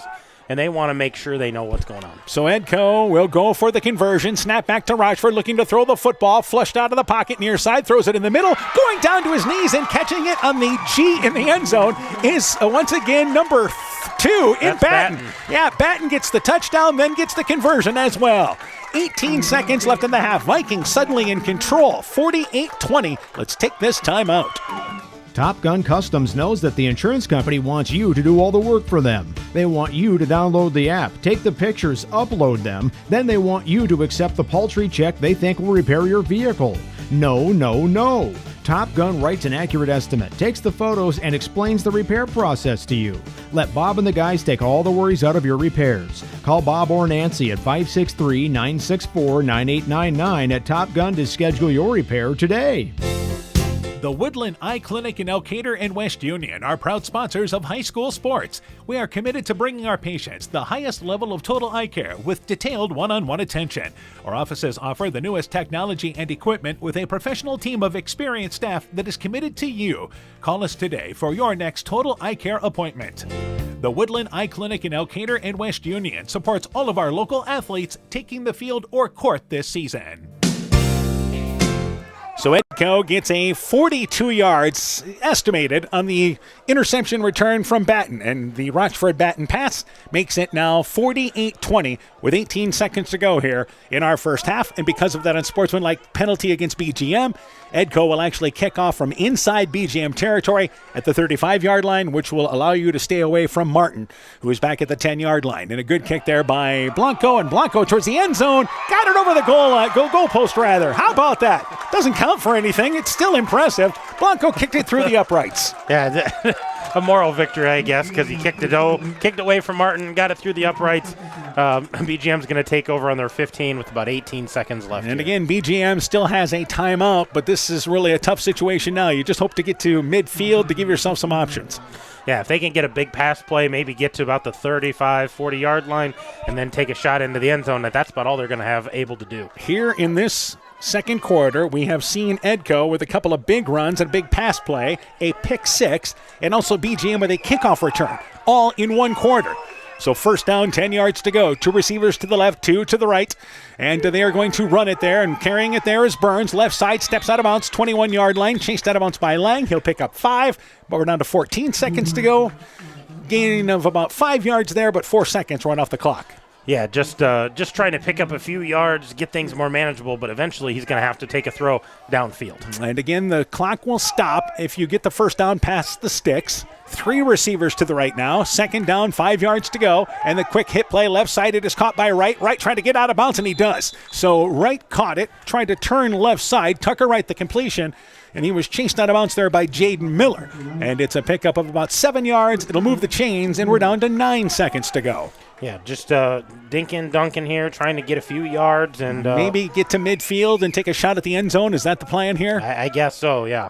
So now again, same formation, 3 receivers to the right, single receiver to the left there in right. And back to the quarterback, swing pass right side. It is caught. That pass completed to Hassett. Hassett has first down. He's across the 45-yard line, short, actually the 35-yard line. Remember, we've only got 40 yards there as the midfield marker, but it's a first down and stops the clock with 3 seconds to go. And BGM has at least got it to midfield, but now this will be our final play of the first half. They'll try to chuck it deep here, I would think. Yeah, they're going to take a timeout, talk about what they want to do, but I think they got 1 or 2 options. Chuck it downfield, hope we catch it close to the end zone falling in, or they could try to run some kind of screen play, maybe a hook and ladder to the outside just to give a misdirection and see if they can, work their way down the field that way. In this second quarter, Edco has outscored BGM 40-14. They have 5 touchdowns in this quarter. Yeah, they've been impressive, and they found different ways of doing it, but I think that speaks volumes to the quality of this football team. So now, after the timeout, BGM still huddling on their far sideline. If you're Edco here, don't let anybody behind you, and if the ball does happen to get to the end zone, bat it down. And this is going to be a throw, though, for, once again, Burns. This is where the shorter field really helps a quarterback in the 8-man game. Yeah, it's a manageable throw, but yeah, if you're the Vikings, don't try to catch it. Don't try to do anything else but get it to the ground. Vikings will only rush 2. They'll drop 6 into coverage, and the back line of that defense is down at the 25-yard line. So on this play, they swing it left side. It is caught. They look to set up something for Hassett. Hassett brings it inside the 35-yard line. He'll bring it just down to about the 35-yard line. Just a quick hit play to the left side. Landon Hassett the catch. They threw it short, maybe hoping to break a big play on a screen play to the left, but the Vikings defended well, gave up the yardage, and that's how the first half comes to an end. Again, our score, Edco leads at the half, 48-20. When we return, our halftime guest will be joined by Edco cross-country coach Mike Luchin. Of course, we'll be back with stats and scores from across the area. Our halftime show coming up next. Hi, this is Tara Fink, psychiatric mental health nurse practitioner. Helping people, bottom line, is the biggest reason I chose a career in mental health. During my own struggles, it was difficult to find good support in this area. Therefore, I vowed to come back home to help meet the great need for mental health care in Northeast Iowa. I'm available for consultations at both the Walk-On and Postville Clinic locations, offering assessment, diagnosis, and medication management for all mental illnesses. Exceptional caring people, Veterans Memorial. If you grill it, he will come.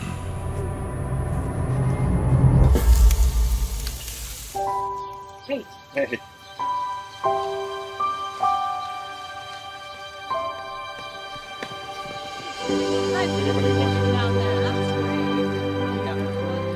Is this heaven? Nope.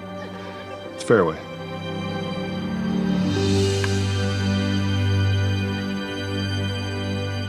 To everyone making time for life's best moments, let us celebrate with you. In Wisconsin, we love celebrating together. Big days or any other day. So much. From hot and juicy to ooey gooey to oh my word. Oh my word. Cougars! Serving you a handcrafted meal that makes today.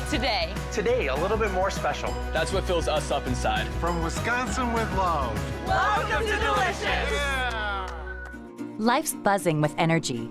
From the delightfully routine, to the novel and exciting, to the truly uncharted. With all that life brings, it's easy to lose track of what powers all those moments, our health. At Mercy One, our caring doctors focus on just that, powering health, from the everyday to the extraordinary. So you're ready for what life brings next.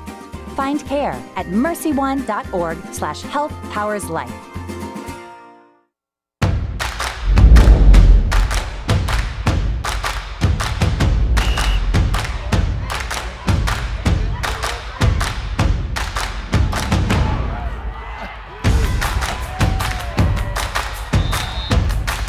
When you go home, you'll feel good about what you did, and you're doing it for the kids. If they don't have us, they don't have these games.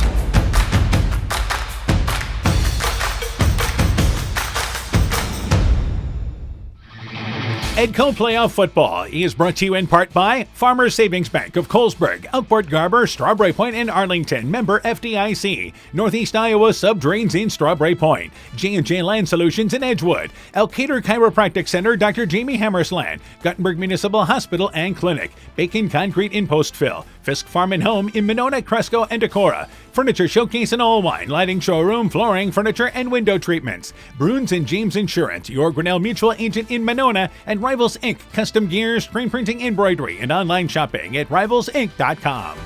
Our halftime guest tonight, we're joined by Edco cross-country coach Mike Luchin. I know your team finished up the season last night. Again, that was at the state qualifying meet at North Lynn. How, first off, things go for the Edco girls there? The girls ran well. We only had 3 girls. We had we had an injury at the end of the year with Callan Henney, so she wasn't able to run. But Ellie just missed again. This is her 3rd year in the top 15, but none of those years was she able to get into the top 10. So tough to see her career end that way, but a successful career nonetheless. One of our best runners. She was a 2-time all-conference runner. So really, really proud of what she accomplished over 4 years. Yeah, talking about Ellie Kirby there, correct? Yep, Ellie Kirby, correct. All yep. Right, so let's talk about who else contributed for you. Amanda Nuri, she finished 32nd. She had a little bit of a down meet, but a quality sophomore runner who I think has a really bright future. And then Annabelle Wolfkuhl, a freshman, finished 43rd, another runner who just started to come into her own the last few meets of the season. So I'm really excited to see what the next few years hold for her as well. All right, let's talk about on the boys' side how things go for you. We finished 12th as a team, which isn't great, but that's probably where we should be as a team right now. We're coming along. We're young. We got to get a guy under 20 before we worry about qualifying for state or anything, but I really like where these guys are going. Eli Bailey led the way for us. He finished 54th, 2023, which is his 2nd fastest time he ever ran. When you're a freshman's your top runner, hey, the future looks pretty good there. Yeah, absolutely. Who else contributed for the boys? We had Cale Helmerich. He finished 66th last night. Bryce Standard finished 78th. Kyler Cole was 81st. Adam Closure was 83rd, and McCoy Olin finished right on 100. So certainly good numbers there for the boys, at least participation-wise. Let's talk about the progress your team has made this year. Do you like the progress that the girls and boys have made? I do. I'm going to be honest. This was one of the more fun years I've ever had as a coach. These are great kids. They've worked really hard. I like where we're headed with this. We have a great group of junior high kids who are going to be coming up here who've had success at the junior high state level and those kind of things. So I like where we're headed, and I like the leadership that these kids who will be back next year will provide. All right, and also I think you feel like the numbers will continue to increase. I do. We have great numbers in the junior high. We graduate 1 girl, 2 boys off of this team. Kyler Cole and Adam Closure were our 2 boys who were seniors. And so our numbers are going to stay strong. We're going to be okay in that regard. And whenever you can run as a team, I think it provides more motivation for the kids when they're competing. All right, Coach. Thanks once again for joining us here at the half. Congratulations on a good season for you guys. We look forward to catching up with you. No problem. Thank you for having me, and go Vikes. Edco cross-country coach Mike Luchin talking things over about the girls and boys programs here at Edco. Inspiring changes to a happier, healthier you is what they do at Clayton Drug, now offering free delivery of prescriptions to the Monona area. To find out more, call 563-245-2530. Clayton Drug can help you transfer your prescriptions quickly and easily to their pharmacy. Clayton Drug is committed to helping you achieve the highest quality of life possible. Clayton Drug, connecting the communities of Elkader, Strawberry Point, and Sumner to serve all in between. Hi, this is Cody from Torkelson Motors in Elgin and Waukon. At Torkelson Motors, we believe that student involvement in activities is a great way to help grow our communities, and we are proud to help sponsor this game for your enjoyment. We've been serving Northeast Iowa since 1926 and appreciate the business that our customers have given us and the support they provide to our area schools and communities. So the next time you are in need of a new or used vehicle or a repair, stop into Torkelson Motors. We've been selling cars the old-fashioned way with a friendly smile and a handshake right here next door in Elgin and Waukon. Being good at life means getting your finances together so you can focus on the moments that matter most. With over 175 years of expertise, New York Life Insurance Company provides you with benefits you can enjoy while you're, living. So give your local agents, Andrew Reimer or Troy Springer in both Guttenberg and Monona, a call. You can reach Andy or Troy at 563-252-2471. That's 563-252-2471. They can help you and your family be good at life. As you're bringing in the harvest this fall, remember to watch for overhead power lines. A safety tip from Iowa's electric cooperatives. If you snag a power line, remain inside your vehicle and if possible, back away from the hazard. If your equipment catches fire, jump clear and avoid vehicle and ground contact. Call 911 and your local electric company immediately. And train your crew on these risks and procedures too. Iowa's electric cooperatives want you to be safe and productive this fall. Alameda Clayton Electric, your Touchstone Energy cooperative. Strawberry Building Supply offers all your building materials for residential and commercial projects. Whether you're building from the ground up, remodeling your home, or a weekend project, we have the materials you'll need. We are an authorized Milwaukee dealer for all your Milwaukee tools. Strawberry Building Supply also has everything you'll need for your pets and livestock. Stop into Strawberry Building Supply today at 413 West Mission Street, Strawberry Point, or call 563-933-4579. At the half, it is 48-20. Edco in the lead here at the break. Let's update you on all the scores going on across the area tonight. North Fayette Valley leads Monticello at the half, 27-7. Alburnett leads MFL Marmac at the half, 14-10, and Lisbon leading Starmont at the half, 42-0. In the first half, Price Rochford has 4 touchdowns. He's also thrown for a touchdown, and they have a pick 6 from Carter Batten. And again, our score, it is once again 48-20. It was 8-6. Vikings led at the end of one. They outscored BGM 40-14 in the second quarter. We're joined by Coach Aaron Hammond. Let's go through the first half stats, and let's start for Edco. For Edco, we'll start on the ground with Price Rochford. He's got 20 carries, 238 yards. You mentioned those 4 touchdowns. Carson Ingalls, 3 carries, 33 yards. And Jack Steger, 1 carry for 1 yard. So 24 carries, 272 yards of offense on the ground for the Vikings. They do have 1 completion on 2 attempts for 23 yards. That was a catch by Carter Batten. His first touchdown of the night, first touchdown of the season, a 23-yard touchdown. So total offense for the Vikings, 295 yards. All right, and Rochford has great stats for a game. And that is just the half is where he's at. Yeah, it's a half. He's off to a nice start this game. All right, let's go to the totals now for BGM.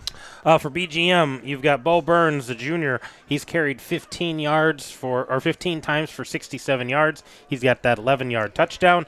Landon Hassett has 3 carries for 18 yards. And Nathan Finley has 2 carries for 13 yards, including his 11-yard touchdown. That's a total of 20 carries, 98 yards for the Bears. In the air, Bo Burns is 11 for 17, 116 yards. He does have that 1 pick. Dakota Heischman has 3 catches for 48 yards. Tate Martin has 3 catches for 22 yards. Tucker Wright, 2 catches, 17 yards. And Landon Hassett, 3 catches for 29 yards. So 116 yards in the air, 98 yards on the ground, 214 yards of offense for the BGM Bears. Yeah, and not bad numbers for BGM, but the problem is in that second quarter, they ended up having to punt a couple of times, and they just haven't been able to slow down Edco. Yeah, they had a fumble in the first quarter and a punt. They had a punt to start the second quarter. Then they had that interception return for a touchdown. And then at the end, when they got the ball back with 18 seconds, they just ran out of time. Also for Edco, you did not score on your first drive. You turned it over on downs, but they have been 5 for 5 on drives since then. Yeah, it's almost like they just had to warm up a little bit that first drive, see how things were, and then they've been hitting on all cylinders, pounding it on the ground and getting paid dirt a lot. All right, we mentioned the scores we updated you on. Let's talk a little bit about those games. North Fayette leading at the half against Monticello, the 6th-ranked Tiger Hawks, 27-7, and they're going to be a tough out in 2A. Yeah, they have such a great balance, both throwing the ball, running the ball, and curious to see how they get set up after, if they hold on with this win on Monticello, I wonder how they get set up for that next round of pods. Starmont trailing Lisbon 42-0 at the half. It's a Starmont team that's back in the postseason for the second year in a row. They're going to finish with a winning record. A team that got banged up as the season went on, and they just didn't have the depth they had last year, and their season will be finished with a moving clock down at Lisbon. Yeah, the longer that season went, the more they got banged up, the more guys that they lost, and they've had guys stepping up, filling roles, which is great to get them prepared for the future, but they just weren't quite ready and weren't there for this season. Meanwhile, and by the way, it's the end of the third quarter now, and it's 49-0, Lisbon in the lead, as again, they're playing with a moving clock, so they'll be done well before we will. And MFL Marmac trailing at the half, Alburnett, not the same MFL Marmac team as a season ago, but it is a team that certainly has fought hard. They're the number 2 seed, but being challenged at home right now, and Alburnett, a good number 3 seed. Well, when you get into that 1A, classification, you've got 2s playing 3s, and sometimes those 3s are in a tough district. They're good teams. Sometimes those 2s, it just kind of depends. So you expected a good battle there, but Alburnett really playing hard on the road up in Monona, and hopefully MFL Marmac comes back, regrouped a little bit, make some second half adjustments. Still a great season so far for MFL Marmac, getting back to the postseason with what they lost. But again, they're going to have to rally, and they have the team, certainly enough experience in that team that they will not again be overwhelmed in a big ball game. So expect them to certainly continue to fight in the second half. Meanwhile, as far as where everybody's heading, if you advance tonight, well, they'll announce the pods tomorrow morning. We'll actually go to pods. We'll put 4 teams in a group and break it down there, and we don't know as far as where anybody's going. There's lots of things you can kind of project or predict, and we didn't know if Edco, was BGM a possibility. Nobody thought about that matchup, or even MFL Marmac and Alburnett. They thought they'd be going a different direction. You just have to see how things play out. Well, and I think the 8-man game is a little bit different than some of the other classes because there's 10 districts, so there's 10 district champions. If you start counting, if they all win, they're all playing 3 seeds tonight, and in the 2 seeds, there's 10 of those, so you got 5 2 seeds, 10 1 seeds, and a wild card somewhere.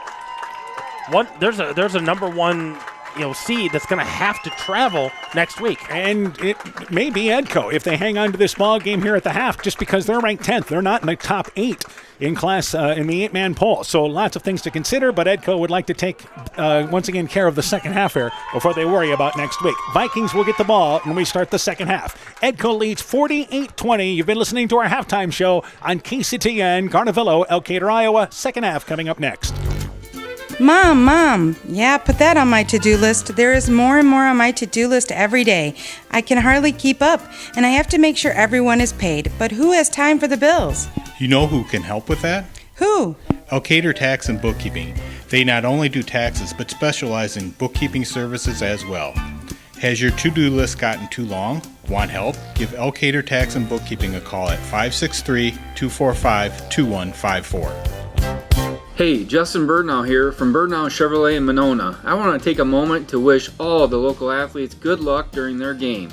You have worked incredibly hard and it shows during each game. Myself and the entire Birdnow Chevrolet Monona team is wishing you all that you do your best and good luck. Life's better when you're under our roof because our agents can help you choose insurance to help protect what matters most. Life insurance from American Family Life Insurance Company can help financially protect your loved ones by replacing a portion of your income if you were to pass away. That means your family could have the help they need to continue to pursue their dreams. Contact Julie Depke, agent at 205 South Main Street in Elkader today. Products not available in all states. American Family Life Insurance Company, 6000 American Parkway, Madison, Wisconsin. Epic Wear. Get personalized clothing for your school, your team, family, friends, business, or any event. Epic Wear has a huge range of customizable apparel, trophies, and awards. They offer free design help or design your own apparel at getepicwear.com, and you can even set up a free website for your fundraiser. Epic Wear, walk on. Call 563-568-2301 to place your order today. At the half, 48-20 is our score. It is once again Edco leading BGM. Vikings will get the ball to start the second half. We're still a couple of minutes away from the second half, so let's talk a little bit about this. Edco getting the ball back. Again, you get a drive together, you get a score, and you stay perfect on two-point conversions. The clock will then kick in the 35-point rule, which is what BGM is trying to avoid. Yeah, BGM has not really experienced that this year. They're used to being on the other end of that. So if you can get that to a running clock, again, shorten the game a little bit, and they've been doing a nice job with that with ball control, but to be able to get the clock on your side even more would be huge for the Vikings to shorten this game up. If you're BGM, you've got to get some stops defensively. After that first drive, again, Edco has scored on 5 straight possessions. Yeah, you got to make some kind of adjustments, and I'm not sure what you're going to try to do, but I think right now you're getting killed on the ground. It all starts with Price Rochford. They have to find a way to contain him, and if you're Price Rochford, if they slow you down, you have to get other people involved. And he's really good about doing that, whether it's a short pass, whether it's a counter play on the inside. And either way, the guys up front for Edco have been doing a great job. The lead blockers have been doing a great job opening those holes. And also, as we mentioned, this is a BGM team that can put up some offensive numbers as well. Yeah, absolutely. We talked about it in the pregame. They average about 80 points when they win. They still average about 32 points in losses. So that's a 56-point per game average for them. They like to score points. They just haven't been able to stop the other team as much as they wanted to this year.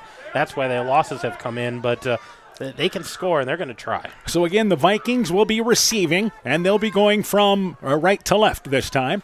And it will be BGM launching things away to start the second half. We have another score in the third quarter. North Fayette Valley continues to roll on. They lead Monticello 34-7 in the early part of that third quarter.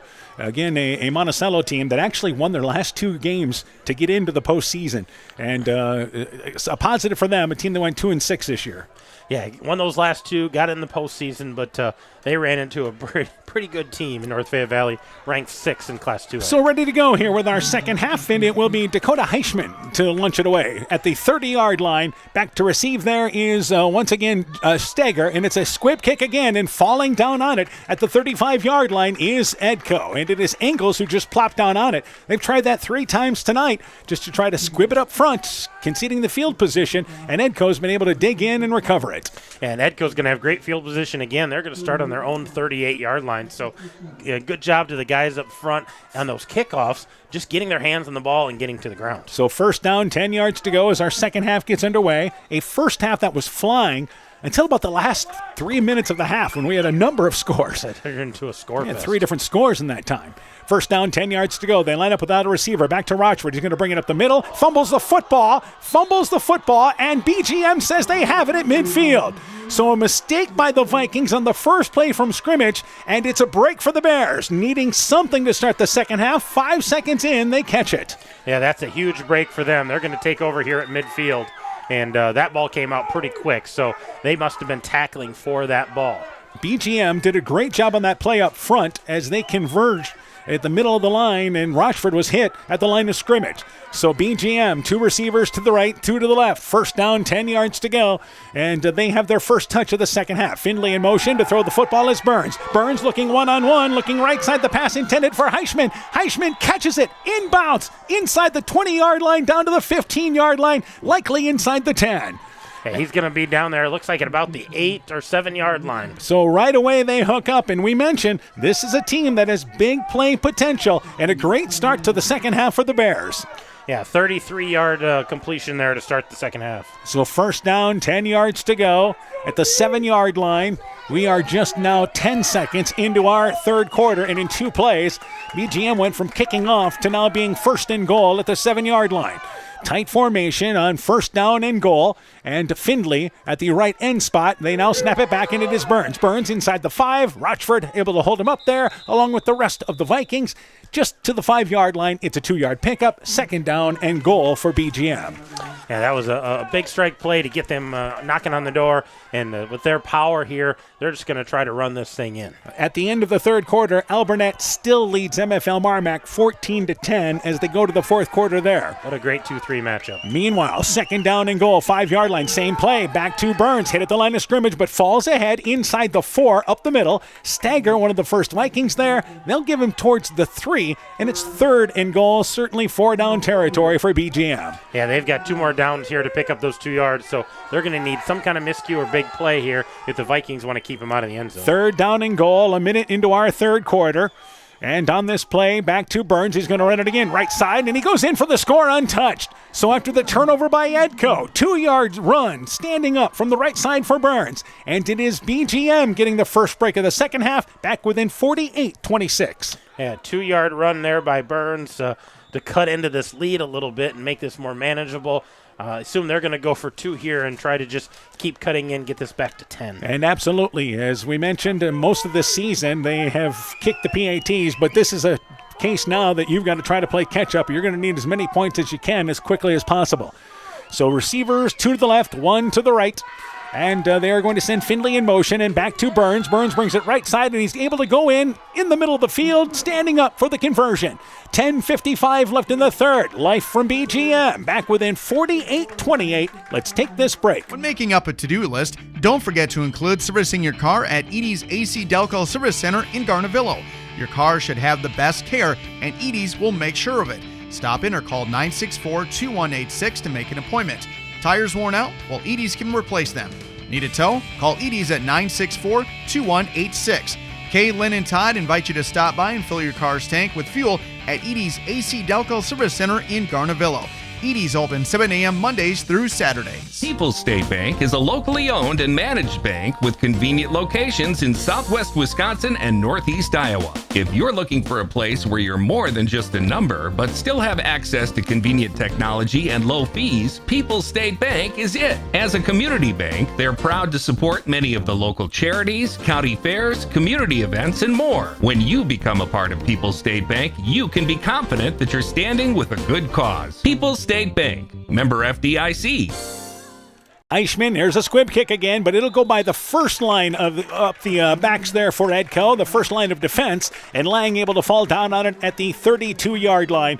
So for BGM, they actually gain a few more yards. They've just squibbed it most of the night, and the 33-yard line is where Edco takes over. First down, 10 yards to go. Well, we talked about Edco hadn't been stopped other than that first possession of the first quarter, but fumbled the ball there on their first possession of the second half, and so this is really their first possession where hopefully they're going to move the ball and try to get a score. For BGM, a 2-yard run from Burns. He added the conversion, and it's now 48-26, and now they run the football, and Edco fumbles it again. BGM says they have it. This time they ran the football with angles. It's another turnover by the Vikings, and it is picked up by BGM. So the Vikings have 2 plays to start the second half, and both are turnovers. Yeah, that was another costly fumble there. Ingles never really had that ball. It came shooting out. I thought he fell on it, but I think a Bear picked it up before he did. So they got to regroup quickly here on defense. Yeah, not sure who recovered it for BGM, but they take over now at the 33-yard line. First down, 10 yards to go. Bears certainly very much alive here in the second half. They run it with Findlay. Findlay lost his footing at the 35-yard line. Wiskus will be credited with a tackle. He was able to at least get a hand in there, but Findlay lost his footing, and it's going to be a loss of a yard and a half on that play. Yeah, Edco needs to do something defensively here. They need to pick up their offense. They're floundering a little bit here with the 2 fumbles. Defense has got to pick them up. Suddenly a score here makes it a 2-possession game. Second down, 12 yards to go. Burns, quick hit play left side, caught by number 8, and that is Heichman. Heichman outside the numbers, brings it inside the 25-yard line. Looks to me like he's short of first down. It's going to be third down and short. This is one thing BGM did early in the ball game well, was getting into third and short situations. Yeah, they've been third and manageable most of the ball game, able to kind of open the playbook up if they wanted to take a shot, but able to easily pick up those 3rd and 1s, 3rd and 2s. We have played 2 minutes of the second half, and BGM here, a chance to get a little closer. And second possession, Burns runs it up the middle, hit there by Gall. He'll get ahead for only about a yard up the middle, and it's going to be second down, actually close enough for the first down. It was 3rd down in less than a yard, so they had not moved the chains, and they pick up first down yardage to the 22-yard line. Yeah, just a short hitter right behind his center there, and able to easily pick that up for a couple of yards. So Edco, 2 turnovers in 2 touches to start the third quarter. First down, 10 yards to go. BGM driving again. And here's Burns to throw the football. Has plenty of time. He's looking for right, left side, overshot right. Busted to the inside, then busted towards the sideline area, and that ball overshot off on their timing. Lang in on the coverage near that far sideline, and it's going to be second down and 10 yards to go. Nobody home on the throw. Yeah, just kind of a miscommunication on what that pattern was supposed to be, but you saw Wright change directions there, and I don't think that's where he was supposed to be, but that's where the throw went. He was just trying to catch up. No chance of catching that ball. Second down, 10 yards to go. 2 receivers to the left, 2 receivers to the right side as well. And on 2nd and 10, back to Burns. Burns is going to boot it around right side, has to cut back to the middle, has the legs taken off from underneath him. Rochford tripped him up at the line of scrimmage. It'll be 3rd down and long now here for BGM. 3rd down and closer to 10. Yeah, I don't think they're going to give him much more than falling forward on that one, so we're looking at a 3rd and 9 here for the Bears. And again, this is 4-down territory, especially at this point of the night. 32-yard line on 3rd down, 9 yards to go. Again, empty backfield. Findlay goes in motion, now as a blocker in the inside. Burns fakes the up. He's looking to the sideline, looking down the far sideline. The pass towards the back pylon, overshot, one-on-one coverage. They were looking to fire it in there, and Lang good on the coverage. I believe that was right on the far sideline. Correction, it's number 8 in Heichman. They tried to hook up again, now 4th down. Yeah, not afraid to take shots here and haven't hooked up on any real big plays so far. Most of their big plays have been bubble screens or little out patterns where they're just turning it upfield, but looked for them to take a shot here, try to pick up this first down. 4th down, 9 yards to go for BGM, and from the 32-yard line, they look to throw the football. Now looking right side again, looking for the receiver and going up and catching the ball, but then having it knocked away is Heichman. Heichman caught it, it was knocked away, and that was Batten. Batten having a night, knocked it away, and it looked like a touchdown easily there. Yeah, that looked like a touchdown because Batten was late to reach for it, but able to get those hands in there, got a piece of the hand, the ball, knocks it away. And BGM's going to turn it over on downs, but they had a nice drive there, and that was good defense by Edco to prevent a disastrous A great score. job by Heichman to read the ball well and get in front of Batten in the end zone to go up and make the catch. And again, he had it in the breadbasket, and then knocked away by Batten. So first down, 10 yards to go for the Vikings, getting a much-needed stop there on downs. Huge stop. Leading by 20 at 48-28. Back to Rochford. Vikings run the play. It's only a pickup of about a yard, and Rochford somehow gets out of that pile. Rochford's got first down. He's down the sideline now and steps out of bounds inside the 39-yard line, just inside Edco territory. Well, somehow Rochford gets out of that group, a rugby scrum, and brings it short of midfield for a first down. Yeah, got to be about a 20-yard gain or a 19-yard gain, but I don't know how he got out of that scrum again. That was just a pile, and he squirts out to the outside. One guy to beat. You know, we've seen some running that looks like the play stopped in its tracks. Rochford on that run there, and the return we had earlier there by number 33 in Tate Martin for BGM that resulted in big plays. So first down, 10 yards to go. Vikings, out of their 3 plays, they've run a successful one now. And they run it back to Rochford up the middle. Rochford right up the gut, and he's going to have a touchdown. He's going to stroll in. Got through the first line of scrimmage and goes in untouched the rest of the way. That ends up being a 39-yard touchdown run. And it's now 54-28, Vikings in the lead. Yeah, they're going to give – that's 41. 41, yep, that's going to be a 41-yard touchdown run. And he got through that first wave of tacklers, and he was untouched. It was off to the races. That's going to be his 5th touchdown tonight. And again, it just adds on to the totals rushing-wise in this ball game for Rochford. 2 touches there on that drive after having 2 touches and 2 turnovers. 2 touches lead to a score, and all of it with Rochford on the ground. Receivers left and right as they work out of shotgun formation again. Ingles to the right of Rochford, and he's going to bring it up the middle. Nothing doing, so he bounces to the outside. He'll go in standing up for the conversion. 8:34 to go in the third. Edco doubling up BGM 56-28. Let's take this break. Scooter's Coffee in Manchester offers a variety of coffees, smoothies, blenders, and breakfast food products served all day long. Scooter's Coffee offers fast and friendly service, too. In a hurry? Use the Scooter's Coffee app to order, pay, and earn rewards. Simply stop at the drive-thru window and pick up your order. Scooter's Coffee is open Monday through Saturday, 5:30 a.m. till 8 p.m. and Sunday, 6 a.m. till 8 p.m. We look forward to seeing you at Scooter's Coffee in Manchester.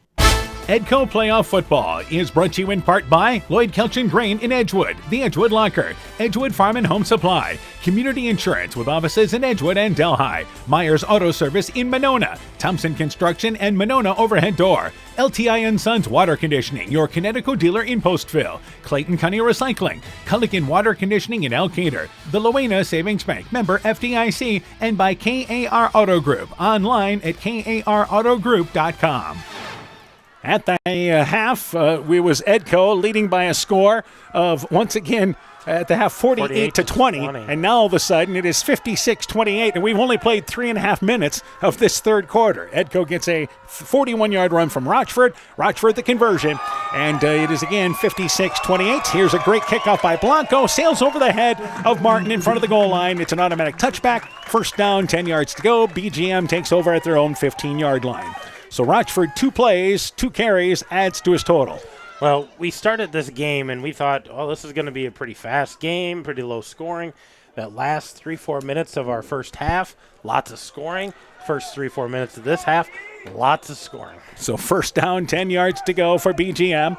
2 receivers to the right, single receiver to the left. On 1st and 10, they throw it, quick hit play left side. It is caught in the inside curl route. That is, I believe, number 8 again catching it there. And Heichman, correction, it's number 6 actually. It is right. The 6 and the 8 on the back of the jerseys.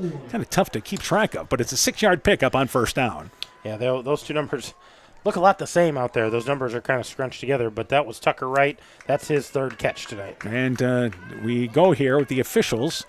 Now setting the ball down and quickly back up to the line of scrimmage is BGM. Again, they do not huddle. 2nd down, 4 yards to go. They look to throw the football again. And looking over the middle, that pass is caught by Martin, and Martin gets by the defender. Martin brings it inside the 30. He's down to the 20-yard line. Finally tracked down from behind down at the 10-yard line there by Stagger. He caught him in the middle of the field. Martin was open on a nice throw there by Burns in a big play for BGM, 1st and 10 to the 10. That's going to go down as a 49-yard gain. That was a huge throw and a missed tackle there by Steger, but able to catch up to him and make up for it with the 2nd tackle. The ball, by the way, sits just outside the 10-yard line, but the nose of the ball is on the 10-yard line. So we'll call it 1st down and goal for BGM, trying to quickly answer. And again, they send Findlay in motion. Burns to throw the football left side, throwing behind and almost intercepted by Lang. Did he catch it? Lang caught it, and I believe it is an interception. It was Lang catching it on the far sideline. The officials are talking there, and it is a turnover. The ball was deflected off the hands of, on the left side, number 6 in right. The 2nd interception. And remember, coming into this game, Burns had only thrown 4 all year. He's throwing 2 now tonight. Great play by Lang. Yeah, nice play off the deflection. That's the 2nd one tonight where it's been off a deflection. But Edco has intercepted 12 times this year. Add 2 more to the total. They're up to 14 interceptions on the year. Another nice one there by Christopher Lang. Let's give some props to Lang on the far sideline to catch that deflective pass and somehow stay in bounce there near the sideline. So 1st and 10 for Edco. The spot of the ball, the 3-yard line. They run it with Ingles. Ingles brings it right side. He's to the 10-yard line, lowers the shoulder, gets maybe an extra yard. He'll bring it out short of the 13-yard line. 9-yard gain, 2nd down and 1. And that was a tough run there by Ingles. You know, he was one of the featured backs last year when Rochford was kind of dinged up. And he runs just as hard, maybe not as big and as physical, but he hits hard and he finished that run falling forward. Do we have a penalty there? Because we have... The clock has stopped. They're talking something over. I don't think there's a penalty, but they're talking about something here, and they're going over to the sideline talking with the 2 guys on the sideline. Yeah, they're talking with Coach Burns for BGM and also Coach Rochford as well. So trying to figure out what this is. Our officials, of course, they wear microphones to communicate to each other, and it is a second down situation. No word yet from our head official what that was all about, and the kicking tee was still on the field. I see what it is. The play clock is not working. The flicker, the clicker is not working. So they were just reminding him they're going to count off when they get below 10 seconds. All right, so now the clock starts back up again. Good job by our officials working here. And on second down and 1, back to Rochford. Rochford moves over one of his teammates, gives him the shoulder as he brings it across the 15-yard line, out to the 17-yard line. That'll move the chains. 6-yard pickup there by Price Rochford. 7 minutes left in our third quarter, 56-28 is the score. Edco in the lead. This is their fourth possession here in the first 5 minutes of our third quarter. The first 2 plays resulted in turnovers, and the last one was a touchdown. And they'll try to score here as they are in control, 56-28. Certainly gave BGM some life there, didn't it? They did. They gave him a little spark there, but if they can get another time-consuming drive here with the score, they can put them behind. First down, 10 yards to go. Ingles in motion out of the backfield now. Back to Rochford, and he's going to bring it left side across the 20-yard line. He'll pick up a solid 5, short of the 25-yard line. But again, every run has been positive, and it's a second down and 4 situation, a 6-yard pickup on first down. Yeah, that's just a hard-nosed run there, and you can see Rochford finishing, initiating contact, but finishing those runs falling forward. And the halfway point here of our third quarter. Yeah, every time he's hit there, it's usually forward progress of another yard or 2. Rochford closing in on 300 yards tonight. He's surpassed it already. Wow. Second down, 4 yards to go in just a little over 2.5 quarters. So 2 receivers to the right. Second down and 4. Back to Rochford, looking to throw the football. He's looking for Gall down the seam. Gall overshot down at the 30-yard line. He was covered there by Martin. 1-on-1. Little play action there for the Vikings. Third down and 4 yards to go. One of the few times they have thrown tonight. One of the few times they've thrown, but one of the few times they've thrown to Gall all year. He's usually lined up as their end, and he's there strictly for blocking, but decided to put him out on the pass pattern there, see if they could catch him sleeping, and he had a step. That ball just a little overthrown. I don't have Gall for a catch. I don't think he's season. caught a ball. I don't know if they've thrown one his way more than once or twice. Yeah, doesn't have a carry or a rush, but again, plays quite a bit. He's a good extra blocker up front. Third down, 4 yards to go now here. And certainly manageable. Back to Rochford. He's looking to throw the football again. Looks over left side, and wide open is Lang on the near side. 40, 30, down the sideline, and it's going to be a touchdown. Faked it to the right, threw it to the weak side, and a big play for the Vikings in the passing game now. That is a passing play that goes a total of 56 yards. 62-28 Vikings in the lead. Yeah, that's a 56-yard touchdown, and they ran a great pass pattern there. The guy up front broke off his pattern, and Lang just kind of went past him. Nobody picked him up, and nobody was going to catch him. He was gone. And you are not going to find a more wide-open player than that, because everybody was flowing to the right side, and Lang snuck out on the backside. So here's your conversion, and if this conversion happens, our 35-point rule will go into effect. So BGM certainly going to try to stop this possession here, this 2-point conversion. Snap back to Rochford. He brings it right side. Rochford backs his way in, trying to push him from behind. They try to, and they get the conversion. So Rochford with the conversion. They're perfect on PATs tonight. That's 8 for 8. 64-28. Edco in the lead. You're listening to high school football from KCTN Sports. It's back to school time, and the fall sports season is underway. Hi, this is Dr. Jessica Wilkie from Family Dentistry Associates of Monona, and I am excited to announce the addition of Dr. Chase Bruner and Dr. Daphne Hafler to our team. Dr. Bruner, Dr. Hafler, Dr. Foey, and myself are welcoming new patients as we cheer on all our area student athletes this fall. We look forward to seeing you at your next dental appointment. Family Dentistry of Monona, where health-changing smiles are created. Brought to you by locally owned and operated NEAT, proudly providing high-quality internet, television, and telephone services at the speed of light to businesses and homes in Northeast Iowa. NEAT also provides computer and network services as well as business phone system sales and service. For more information, visit NEITEL.com or call 877-638-2122. NEAT, connecting you now. Well, the conversion, by the way, ends up not being allowed. Edco scores on a 56-yard pass play, Lang from Rochford, but the conversion, our near side official called it good. The conversion was in, but after everybody broke through there, the officials got together, and they decided to not allow the conversion. That Rochford did not get in for the conversion. So the positive for BGM, the 35-point rule will not go into effect, but Edco still leads now 62-28. Yeah, they have a 34-point lead here, and Blanco's lining up. He's going to try to kick another one of these through the end zone. And this is exactly what Blanco did his last kick, put it as a touchback. 5:39 left here in our third quarter. Blanco to lunch it away again, and this is a kick that is Martin's going to have a chance as it falls at the 10. Martin picks it up at the 3-yard line, and again just takes his time looking for a hole. At the right side, he goes to the 20-yard line, still on his feet, but now grabbed by the jersey by Call from behind, and they'll finally bring him down to the 20-yard line. And for, once again, Martin did a good job kind of weaving his way across the 20. That's where BGM takes over. First down, 10 yards to go. Yeah, they think they're going to mark this at about the 22 or 23-yard line. And again, BGM trailing 62-28 here in our third quarter.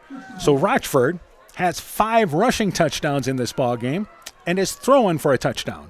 2 touchdowns. 2 touchdowns, yeah, that's right. He's got 7 of them. The only other one was the pick 6. And Batten, of course, had a 23-yard reception. That was in the second quarter. And Lang just had that 56-yard pass play. They pass it left side. It is caught by Martin. Martin outside the numbers on the left side. Brings it to the 30-yard line. Quick hit play to the left. Picks up a solid 7 or 8 yards on that play. It is second down in short situation.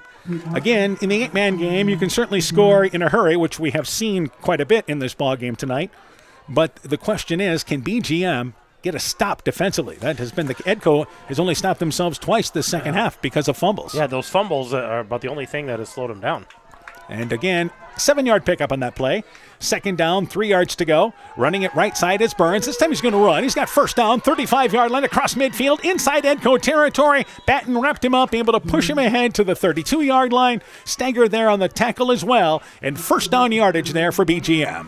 Yeah, about an 18-yard gain there for Burns, and kind of had the read pass option, decides to tuck it away and gets a nice gain out of it. Edco, the only thing that Edco wanted about that 35-point rule is the clock would have been moving, and then the less likelihood of you deal with an injury as you, again, look towards next week. But now that has to wait because BGM certainly a chance to get back into things. First down, 10 yards to go. Left side, it is caught. Again, space given there. Completed to the left side right. Catches it outside the numbers and brings it down to the 25-yard line. You can see how they've put up big numbers because it's a crisp, short passing game.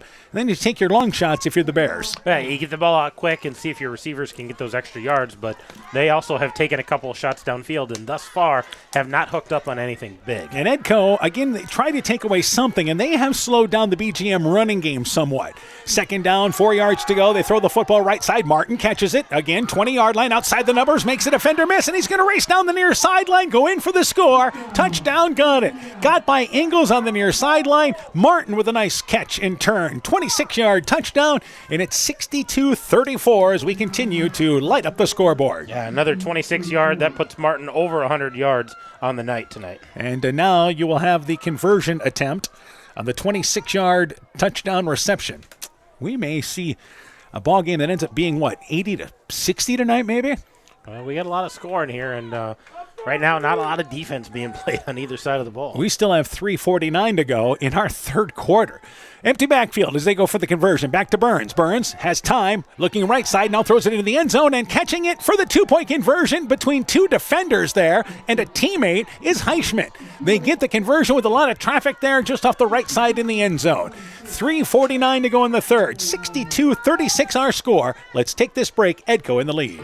Northern Country Co-op and Viafield are now Nexus Cooperative, your full-service ag partner supplying all your agronomy, energy, feed, grain, and lumber needs. Our highly knowledgeable and experienced team utilizes the latest technology in feed manufacturing, agronomy services, precision ag, plant and animal nutrition, energy products, and grain marketing to keep our customers ahead of the rest. Stop in today at any of our 26 locations across northern Iowa and southern Minnesota, or visit us online at nexus.coop. Edgewood Auto and Towing is an automotive repair shop, tire dealer, and 24/7 towing service, featuring mobile tire repair service to get you back up and going either on your farm or on the road. They also offer full service work on all autos and semis. Check out their current tire rebates by calling 563-928-7333 or stopping in to Edgewood Auto and Towing for complete terms and conditions. Everyone at Edgewood Auto and Towing would like to wish all the area farmers a safe harvest season. Here's that squib kick again. It's fielded by the up back, Lang. And Lang's going to try to return this one, by the way. Brings it left side to the 35-yard line. Lang cuts back towards the middle of the field, gives a stiff arm, and Lang's inside BGM territory. Down the far sideline, 30, 20-yard line. He's going to take it to the house. Lang dances down the sideline. A kickoff return of 45 yards. And Lang adds on to the scoring. Now the special teams with a touchdown. 68-36, Vikings in the lead. And, he got that ball with enough space. He didn't have to go right to the ground. Brought it to the left side and got a few yards, but kind of got bogged down. And all of a sudden, he saw a seam on the right side, and he got there with a blocker, made a guy miss, had a nice block downfield by Jack Steger, able to finish it off with a touchdown. Answers the score on the kickoff. And Lang did a great job of the stiff arm at midfield, and then when he got to the far sideline, it became a race, and he was able to take her down the sideline. 45-yard kickoff return. Vikings getting contributions all the way around in this ball game tonight. Here's the conversion. Trying to go back up by 34. Back to Rochford. Rochford just slips through right side, standing up that time. There's no question the officials realize he got it there. So 3:34 to go in the third. Long ways to go. 70-36. Vikings in the lead. Stronger, farther, faster. It all starts with good nutrition. Clayton County Farm Bureau is proud of our livestock farmers who provide high-quality protein needed to fuel our young athletes. The ultimate pre- and post-game fuel-up can be found in meat and dairy foods grown right here. Meat and dairy are natural sources of essential vitamins that support health, energy, and performance. We know our student athletes are the real deal, and Iowa's livestock farmers are committed to helping them reach their goals. To learn more, visit realfarmersrealfoodrealmeat.com. It's pretty unusual for a bank to be 100% employee-owned, and Freedom Bank wouldn't have it any other way. Employee-owned means we're not just your bank, we're your friends and neighbors. We value being active community partners, and we believe in donating generously to local causes. We empower success, not just for our customers, but for our communities as well. Visit Freedom Bank in Elkader, Monona, Postville, Waukon, or online at freedombnk.com. Member FDIC.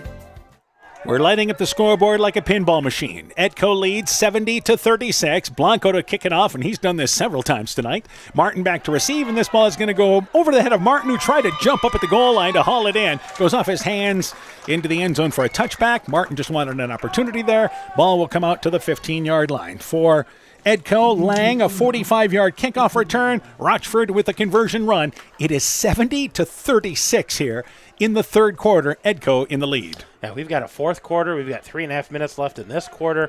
It's a score fest right now, and we thought if this was a track meet, it would have favored BGM, but right now Edco winning the track meet. Well, Edco has scored 22 points this quarter, and BGM has scored 16, and they have the ball. First down, 10 yards to go. Quick hit play left side. It is caught. That's number 5. Landon has it on the far sideline. Again, he's just the outside receiver. The inside receiver actually breaks, or actually the other way around. He's the inside receiver. The outside receiver blocks for him, and they pick up 6 yards on the swing pass to the left side. 21-yard line is where BGM is put down at the 21-yard line as we approach the 3-minute mark in our third quarter. Second down situation. We'll try to get you another score if we can. With late in the third quarter, it is North Fayette Valley now leading Monticello 42-7. Meanwhile, pitch and catch left side completed, first down. Again, the Vikings are going to give up everything underneath. It is caught there by Wright off the left side, just across the 25-yard line for first down yardage. Edco just doesn't want to let anybody behind them. Yeah, they don't want anything deep, and they're letting those underneath things go right now. Let's get a total rushing total for BGM in this ball game, because obviously at this point it's nothing but throwing the football time. 93 yards for Burns, 18 for Hassett, 17 for Finlay. So first down, 10 yards to go, and Finlay in motion, stops back to Burns, who's going to run it up the middle. Burns, couple of yards near the 30-yard line. That was number 76 making the stop up front there, and Connor Davis, and he picks up about 4 yards, and it's going to be second down and 6 yards to go. Again, BGM, their last drive, only took a couple of plays, had a big pass play, and that was ended up on a 26-yard pass play as Burns and Heichman hooked up there, and the 26-yard touchdown was caught by Martin. Is that correct? Yes. Okay. I believe so. Just trying to double check. Tate Martin, yes. Because we've got numbers everywhere. Back to Burns, fumbles the football. It's a busted play, but he's going to run it left far side and get first down across the 35-yard line. Burns with that speed saved it. Didn't come quite clean on the snap from center, and it's now going to be 1st and 10, though, either way for BGM. And that puts Bo Burns over 100 yards. Remember, he's got about 1,300 yards coming into this game. 21 touchdowns. He's got 2 touchdowns tonight. Just made it over 100 yards. 2:01 left in our third quarter. BGM already out to the 36-yard line. First down, 10 yards to go. And on the play, Burns, swing pass, right side. It is caught by Hazlitt. He's inside Edco territory, down the sideline, 30-yard line. Big play, down to the 25-yard line. Ingles chases him out of bounds. Swing pass to the right side, and BGM having some luck attacking the edges of this Edco defense. Yeah, just getting that ball into the receiver's hands, letting them do what they can do. So 1st and 10, and defense optional in this ball game tonight. Really optional. So again, in this situation, 1st and 10. Near side of the field is where they operate from. They continue to go with that spread formation. Looking to throw the football again is going to be Burns, looking one-on-one into the end zone. That pass is overshot right the intended receiver. Good coverage there by Lang on the far sideline. They were trying to get him to maybe bite on the pump fake. Did not happen. 2nd down and 10 yards to go. Yeah, one thing you got to give some credit to on these long vertical plays that BGM throws once in a while. Good coverage by the Edco defenders, usually in really good position, inside position, able to defend that well and knock things down. And how about the receivers for BGM? We haven't talked enough about this, how they've spread the wealth. There's teams that are in A, 1A, and 2A. They don't have the receiving options that they have. Not even close, yeah. 3 receivers to the right, 1 to the left. 2nd down, 10 yards to go as Burns alone in the backfield. And gets the snap there as Hazlitt goes in motion, and he's going to keep it on the run option. And he's got first down, and making the play from behind is, once again, here comes a flag, but Wiskus makes the play from behind, but not before there. He's going to be called for a horse collar tackle. Wiskus tracking down the play from behind, able to tackle the quarterback there in Burns as a runner, but it's going to be another 15 yards. It'll move half the distance to the goal, so it's 1st and goal now for BGM. I think that was a face mask. I think that's what they're going to end up calling here because his head turned. I don't think he got the horse collar. I think he got a hold of that face mask. I think you could have picked or choose either one on that one. Personal foul. It's against Edco. It is the face mask variety, but still half the distance goes to the 6-yard line. But here's BGM again, threatening to score here, and 1st and goal. Interesting night for both these teams. We thought maybe it'd be a 60-40 type game. Had that possibility. Are we going to get to triple digits tonight? We might hit 100. I don't know. We've already hit over 100 on the game total. If there was an over-under for this game, I think it would have been around 100.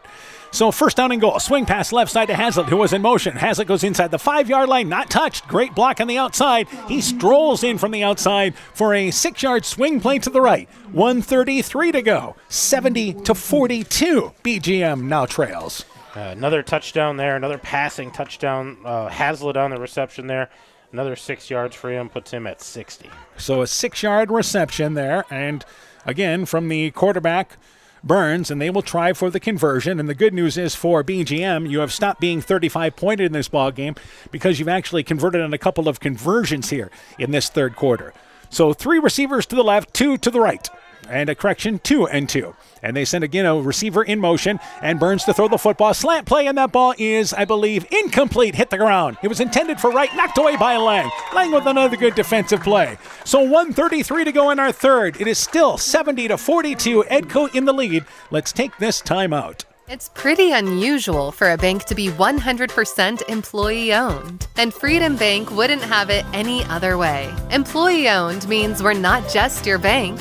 We're your friends and neighbors. We value being active community partners, and we believe in donating generously to local causes. We empower success, not just for our customers, but for our communities as well. Visit Freedom Bank in Elkader, Monona, Postville, Waukon, or online at freedombnk.com. Member FDIC. This is Chris Holbert, General Manager of Hall Robertson Incorporated in Postville. We would like to wish the area student athletes both a safe and successful sports season. We have been a community-based company since 1864, servicing and supporting the area ag industry with products necessary for daily success. We look forward to continuing to serve and support both the ag industry and high school athletes in our surrounding communities. Thank you and good luck from the families at Hall Roberts Son. Again, on the kickoff, it is BGM squibbing it, and catching it is the up-back Stagger at the 35-yard line. He's going to return it inside BGM territory. Got a good hop to handle. Brings it inside the 35 to the 33-yard line. Vikings have first down, 10 yards to go. 1:26 left in our third quarter. Hazlitt, a 6-yard touchdown pass from Burns, but the pass fails. And again, it is 70-42. Edco in the lead. And still some time to work with here and late in our third quarter. 1:26, there's enough time for a couple of scores in this game, isn't there? By the way, another final tonight. North Fayette Valley victorious 42-14 over Monticello tonight. Vikings, first down, 10 yards to go. Back to Rochford. Rochford goes left side up the middle, 30-yard line. They'll push the pile ahead to the 27-yard line, 5-yard pickup on first down. You expect Edco to continue to play it close to the vest here. They want the clock moving and trying to advance into the round of 16 next week.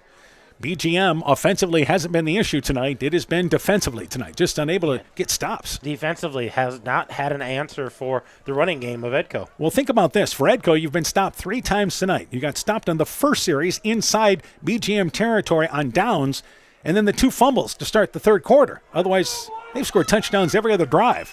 Yeah, the offense has been working well, other than the 2 fumbles. So second down, it is 5 yards to go. And on this bunch formation, Rochford is going to bring it out the outside. He couldn't get to the inside. He gets to the outside edge, and Rochford down to the 20-yard line, 15-yard line, stays in bounds, gets inside the 10, and down to the 8-yard line. Finally making the play there defensively. Heichman on that far side, but it's first and goal for the Vikings. Another big run for Rochford. Yeah, another 20 yards for Rochford. He's sitting at 335 yards, and we haven't finished our third quarter yet. So, again, what a night. First and goal to the 9-yard line, and Edco will let the quarter come to an end. Vikings in control, leading by a score of 70-42 as we go to the fourth. Let's take this break. When I started out in the car business, my dad gave me some good advice. Hi, it's Forrest Brown with the Brown's family of dealerships. What my dad told me is when you sell someone their first car, you need a good sales department. But if you expect to sell them their second, third, and fourth car, you better have a great service department. Visit any one of the Browns family of dealerships in Guttenberg, Elkader, West Branch, or Victory Ford in Dyersville and find out why Browns is your hometown dealer, no matter where your hometown may be. Edco Playoff Football is brought to you in part by Silver Edge Cooperative in Edgewood, Strawberry Point, and Delhi. Citizen State Bank of Monticello, Hopkinton, Ryan, Manchester, Winthrop, Strawberry Point, Springville, and New Vienna. Member FDIC and Equal Housing Lender. Blooms Flowers Gifts and more in Edgewood. Edgewood Convalescent Home and Lincolnwood Assisted Living. Adverse Weather Insurance. Jim Furman of Volga, your independent crop insurance agent. Innovative Ag Services in Elkader, Monona, and Waukon. And by Norby's Farm Fleet in Northeast Iowa. So we start the fourth quarter. Edco has first and goal at the 9-yard line. Couple of scores, finals to pass along. Lisbon defeating Starmont tonight, 49-0. North Fayette Valley victorious tonight, 42-14. As North Fayette Valley defeating Monticello tonight. And MFL Marmac rallies in the fourth quarter to beat Alburnett by a final score of 24-21. So those 3 teams there, Lisbon, MFL Marmac, and also North Fayette Valley into the round of 16, where they will be potted up tomorrow. Meanwhile, Edco leading by 28, in control as we start the fourth quarter. Rochford to run the football. Right side, steps inside the 5-yard line. He's able to go in. Right side, touchdown, got it. His 6th rushing touchdown of the game. 76-42. Rochford scores from 9 yards out. And that's his 6th touchdown. That's going to go down as a 9-yard touchdown run. He had a 2-yard, a 30-yard, a 1-yard, a 55-yard, a 41-yard, and now a 9-yard. Needless to say, he's been a little busy tonight. And now this will be the conversion attempt. And again, this is the 3rd time now, if Edco gets this conversion, that the 35-point rule would start. But BGM stopped them earlier. So here's your conversion, trying to go up by 36 right now. Bunch formation. Rochford is going to throw the football. Right side, right open is Ingles, but he throws it behind him. It is incomplete. Ingles slipped out of the backfield, was absolutely wide open, but underthrowing, the conversion fails. So the 35-point rule does not take effect. 76-42, Edco in the lead. When I started out in the car business, my dad gave me some good advice. Hi, it's Forrest Brown with the Brown's family of dealerships. What my dad told me is when you sell someone their first car, you need a good sales department.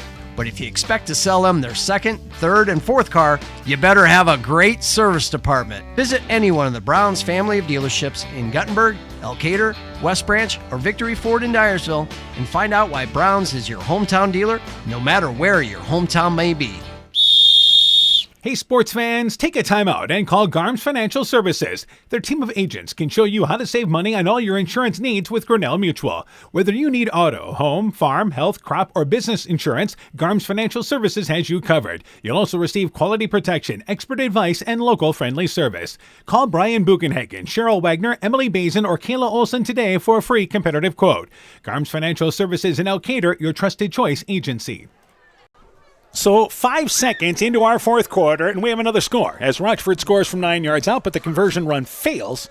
So again, it is 76-42, Edco in the lead. And it was Edco that led by 28 at the half. Our third quarter was actually played even. Both teams put up 22 points in that third quarter. So to launch it away again is Blanco, and Blanco has to be tired tonight. He's kicked off so many times, and that ball caught just outside of the goal line by Martin. And Martin brings it up the middle. He's out to the 10-yard line, 15-yard line. There's a flag down. He's tackled by Gall at the 15-yard line. So we're not to the 35-point rule, so the clock will not be moving here. And Edco has had a couple of opportunities to go up by 35, but BGM getting the stops that they need. And let's see what this penalty is. I wonder if this is a horse collar because the guy returning the ball went down kind of awkwardly, and they're having a conversation with Gall, who made the tackle. So I wonder if that's what we got here. So this is a penalty against Edco. It is a face mask penalty, but it's going to move it from the 15-yard line out to the 30-yard line. So first down, 10 yards to go, and BGM, who has not been stopped on offense this second half, they have pretty much had control of this second half, moving up and down the field. Did get stopped on downs in one drive this second half, but they've been good on offense most of the night. Stopped on downs, and we had that interception that was deep in Edco territory. That was a nice pickoff by Christopher Lang. You can understand how this team can put up points. I mean, absolutely. So the ball marked out, our official marking it out, but I don't know why you need to step it off because the ball was, I guess it was at 50. It wasn't on the ball was at the 15-yard line, but he made sure it was at the 30-yard line. All right. First down, 10 yards to go. 2 receivers to the left, 2 to the right. Our officials may be tired from running up and down the field tonight. First and 10, and Burns to throw the football again, looking over the middle. Wide open as Martin catches it in stride. 30-yard line, tracked down from behind by Lang, but they go inside the 15, down to the 11-yard line. There is a flag down at the line of scrimmage. And let's see if this play is coming back and negate a big pass play to Martin, who showed great speed down the middle of the field. Great speed, nice pass, hit him in stride. But this penalty is way back, right around the line of scrimmage. It's a chop block. It's a chop block. I haven't seen this very much, and it's a chop block against the BGM Bears. So we've seen a few more penalties this second half. Otherwise, for the most part, it was a relatively well-played game. But, again, you've got lots of guys. Now you're talking about maybe some fatigue setting in for both these teams, maybe? Yeah, you got guys that have been, a lot of these guys play both ways for Edco. A handful of them play both ways for BGM. So they've been on the field all night long plays, up and down. They're going to sleep well tonight when they get home, Dan. 76-42, our score. So back to the 15-yard line. It's first down and 25 yards to go now. It's 15-yard line actually is where it goes.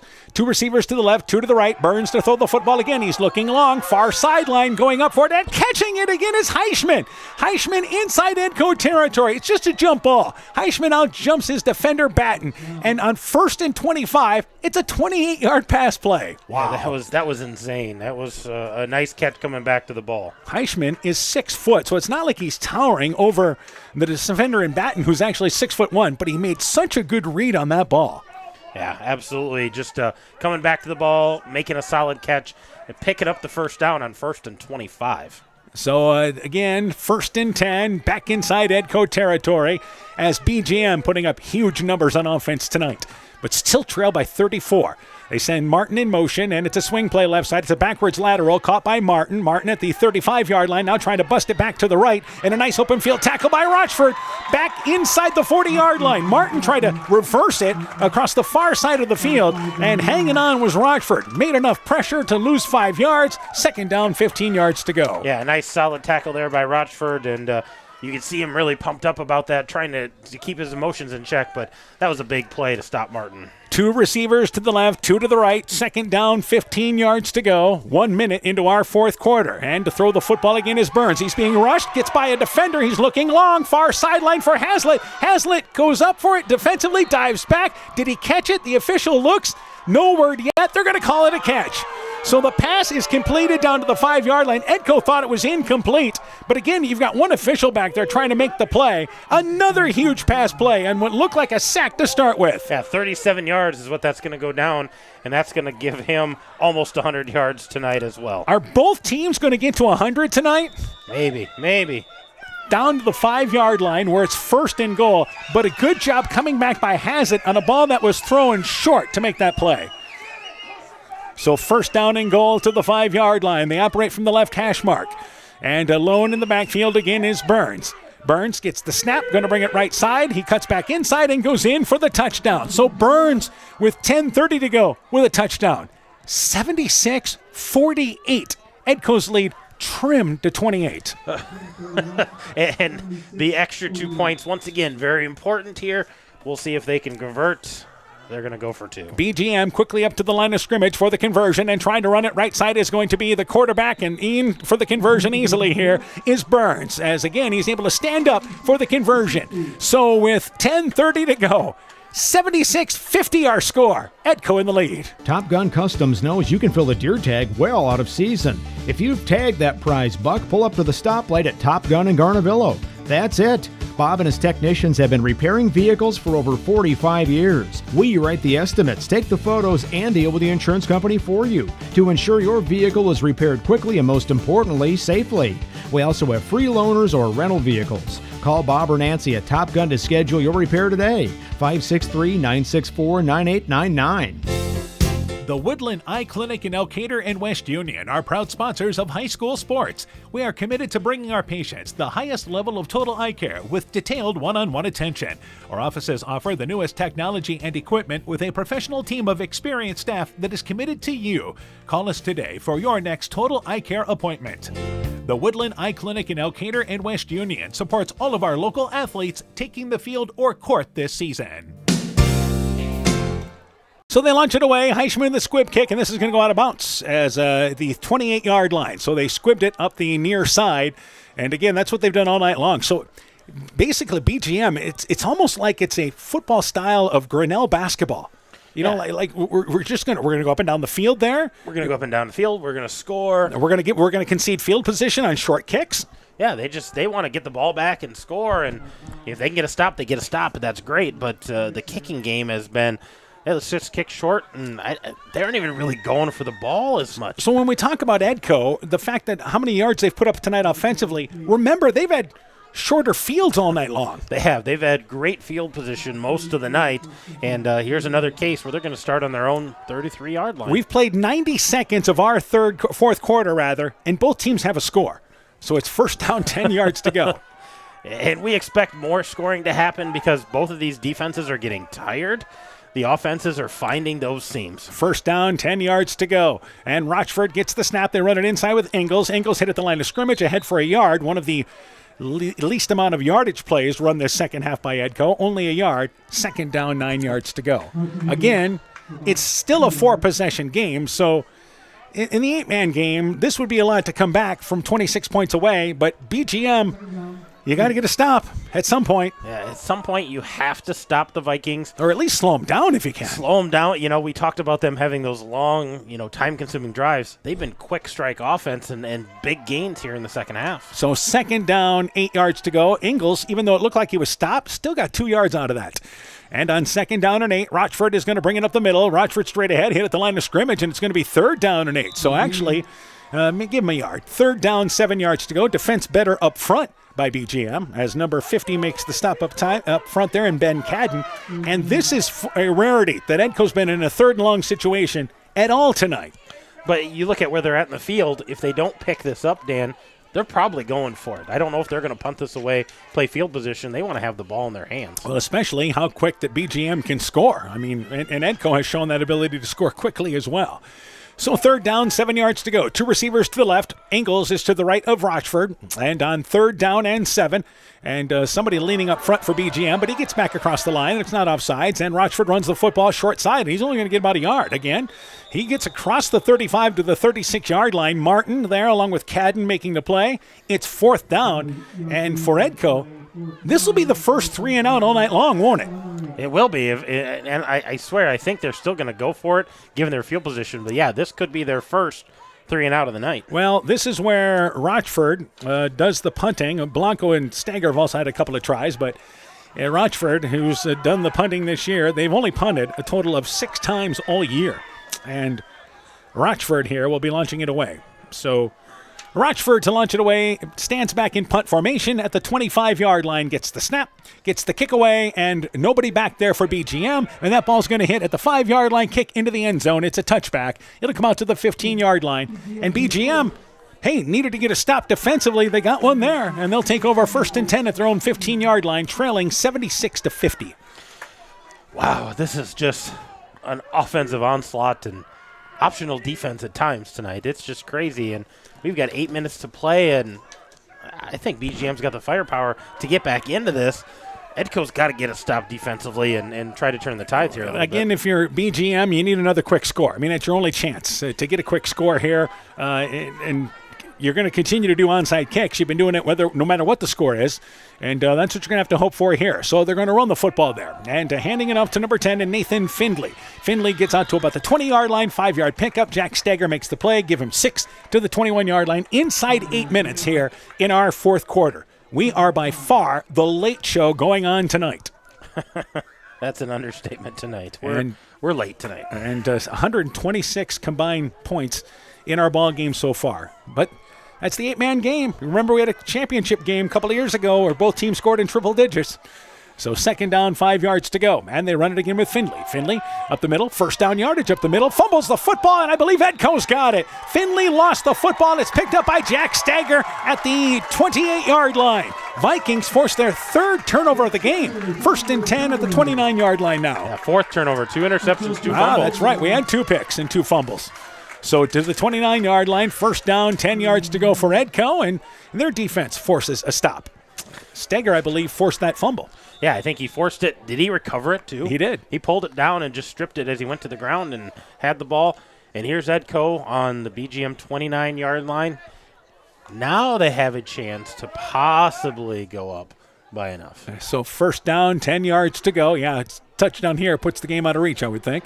1st down, 10 yards to go. They run a counter play with Ingalls right side. He's up the middle, and Ingalls, this is going to be a 6. As he cuts up the middle, strolls in on the first play from scrimmage after the fumble. Ingalls with a 29-yard run. 82-50, Edco in the lead. Yeah, it's just the scoring has been crazy. Another touchdown there for Ingalls. He went in from 29 yards out. And for Ingalls, how many touchdowns is that tonight? That's his first touchdown. They've all been Rochford, so somebody else gets in on the love tonight. So Ingalls, what's his rushing total in the ball game now? Add those 29 yards in, he's at 72 for the night. So a good run there by Ingalls. He's been kind of the second compliment there, and good to see him get into the scoring column. Here's your 2-point conversion, and they'll try to make it a 34-point lead at this time for Edco.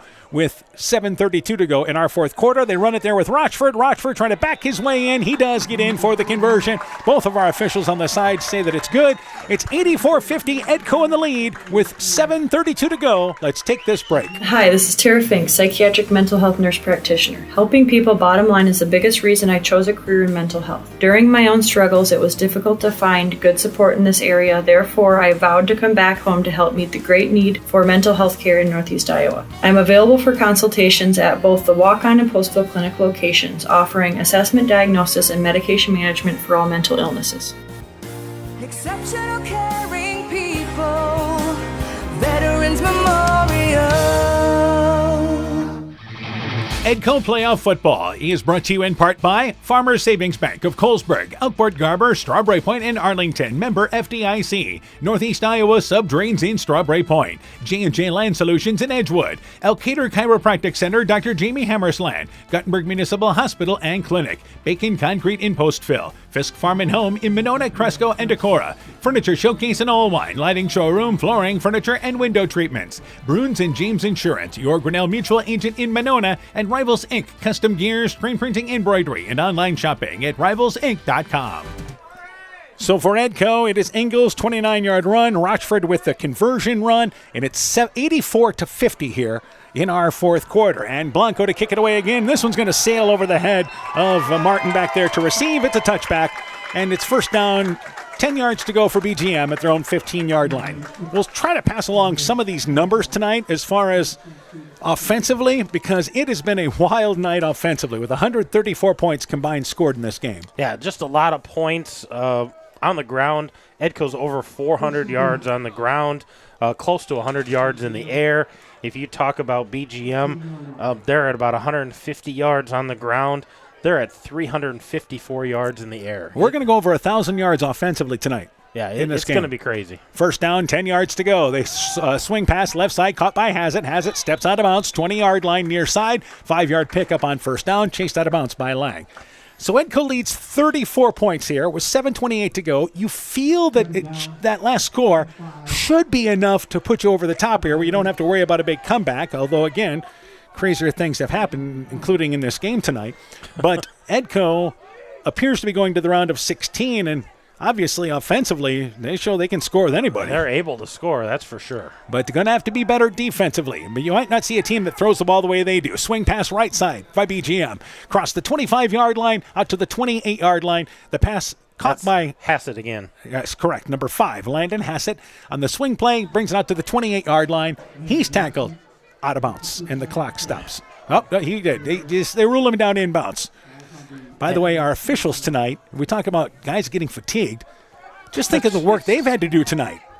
And here's a play left side looking over the middle. Wide open, that pass caught by Wright. Down the hash mark on the left side. Down to the 25-yard line, tackled by Lang. He fumbled the football, but I believe they're going to rule him down by contact. But again, they just hit the seam route, 1st and 10, down outside the 20-yard line to the 22-yard line. Another big completion by BGM. Yeah, just about just shy of 33 yards. So 31-yard gain there by Tucker Wright. How many big plays have we seen in this game? For Edco, it's been running. For BGM, it's been the passing. Well, they got 3 guys that are over 100 yards receiving. First down, 10 yards to go. They run it this time, and actually Burns is going to keep it himself. Stays at the left hash mark, inside the 20, down to the 15-yard line, tackled there by Gall. And here comes a flag in, and this is a late hit on, once again, BGM. This is going to be an unsportsmanlike conduct penalty. There was a bit of a shove at the end of that play, and I believe it was Landon Cooling who just kind of moved Gall out of the way there, but I think he extended the arm, and that's why you're going to have the penalty, and that'll push him back outside the 30-yard line where it's going to be second down and 15 yards to go now here. Well, we talked about, you get in this point in the season, we haven't seen those pre-snap penalties, those motion penalties, going early, anything like that. But we have seen some of these personal fouls, grabbing a face mask, getting a little chippy at the end. You hate to see that out of 2 really good teams, but they've kind of kept it in check for most of the night. And our officials done a good job working tonight, and it's going to go to the 30-yard line where it's second down and 17 yards to go. A rare play for either team to go backwards yardage-wise in this game. Yeah, you can see the official talking to him. It was the extension, the hands going out. That's what brought the flag. If you wouldn't have done that, they probably wouldn't have thrown it. And it was more of a forearm is what it was, but it was the extension of that forearm.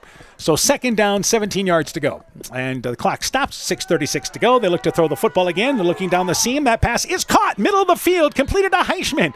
Well, there's your first down right back. Inside the 10, down to the 7-yard line, first and goal. As again, long yardage, not a problem for this offense. No, they're inside the 10, knocking on the door once again. And all of about 6 seconds went off in between plays. They'll pick up the clock once again here.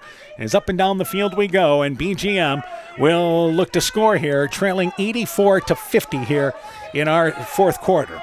So empty backfield this time. And they're going to run it right side, and it is once again the quarterback Burns. Burns slips between guard and end right side. He'll get inside the 5, down to the 2, and it's going to be second down and goal. So Edco defensively is going to have to be better to move on into the playoffs, and I get that. But again, you're not going to see many teams like BGM with the 3 receivers they have. They can just, again, pick you apart. Yeah, you've got 141, 104, and 110, and 67 on the 4 receivers tonight. So second down and goal to the 3-yard line, and trying to run it left side. It's going to be Burns again. Burns able to power his way in left side. Stagger and also Davis had him teamed up there, but Burns, good head of steam going, and they quickly score. 84-56 now as Burns scores his second touchdown of the quarter. Yeah, a 2-yard touchdown run on that one. Another score puts them at 56 now, and they're looking to add the extra 2. If Edco were to score again, that would put them at 90. So they're going to run it right side. Burns hit in the hole, and I don't think the conversion's in. They fail on the conversion with 5:37 to go. But still a 2-yard run by Burns. 84-56. Back with more, and maybe much more after this. Hi, this is Cody from Torkelson Motors in Elgin and Walk-On. At Torkelson Motors, we believe that student involvement in activities is a great way to help grow our communities, and we are proud to help sponsor this game for your enjoyment. We've been serving Northeast Iowa since 1926 and appreciate the business that our customers have given us and the support they provide to our area schools and communities. So the next time you are in need of a new or used vehicle or a repair, stop into Torkelson Motors. We've been selling cars the old-fashioned way with a friendly smile and a handshake right here next door in Elgin and Walk-On.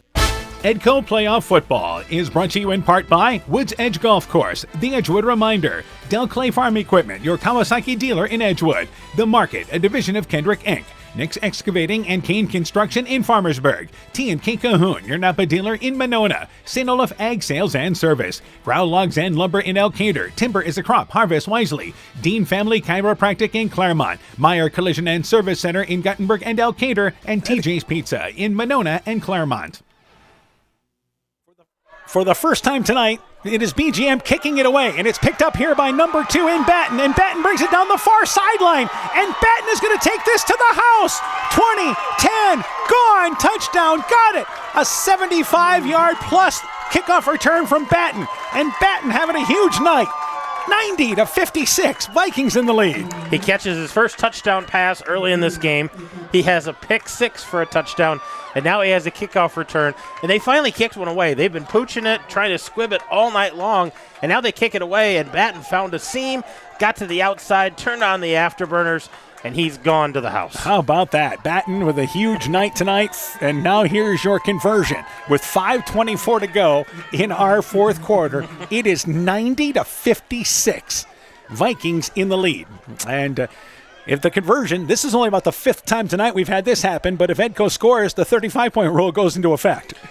Which, at this point, like you said, is kind of a moot point, but we'll see if they can get the conversion. So here's your conversion. Snap back to Rochford. They run it with Ingles left side. Ingles goes in for the conversion. You betcha.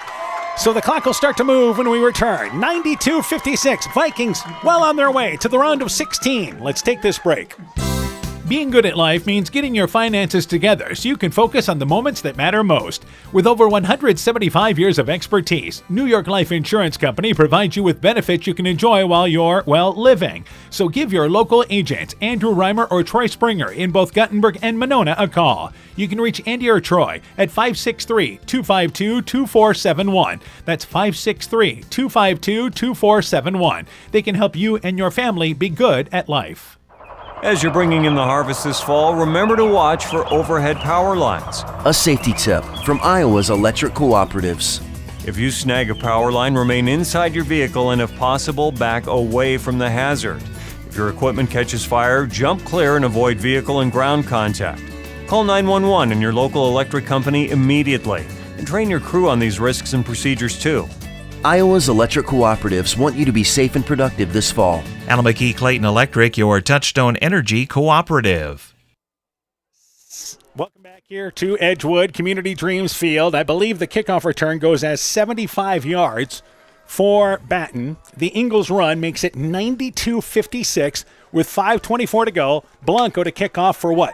20th time tonight? Oh, a lot of times. And Blanco there, the line drive kick. Let's see if Martin returns another one, and it scoots by him. Boy, Martin was going to pick it up, and he's had a touchdown return kickoff in this ball game, but that one goes by him into the end zone. It's a touchback. 92-56, first down, 10 yards to go for BGM, and they'll take over at their own 15-yard line.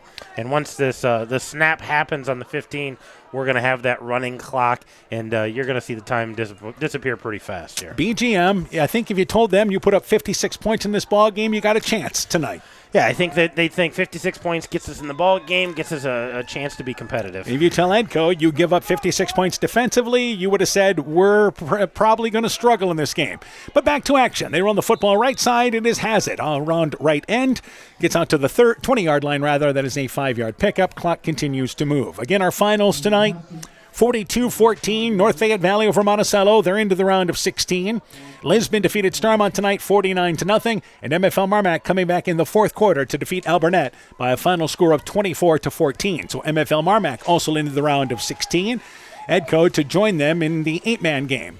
Second down, 6 yards to go. Quick hit play left side. It is caught by Wright. Just a quick in route. And he's got first down out to the 28-yard line. He's tackled there by number 21 in Stagger. And that'll move the chains, but the clock continues to move. 4.5 and counting in our fourth quarter.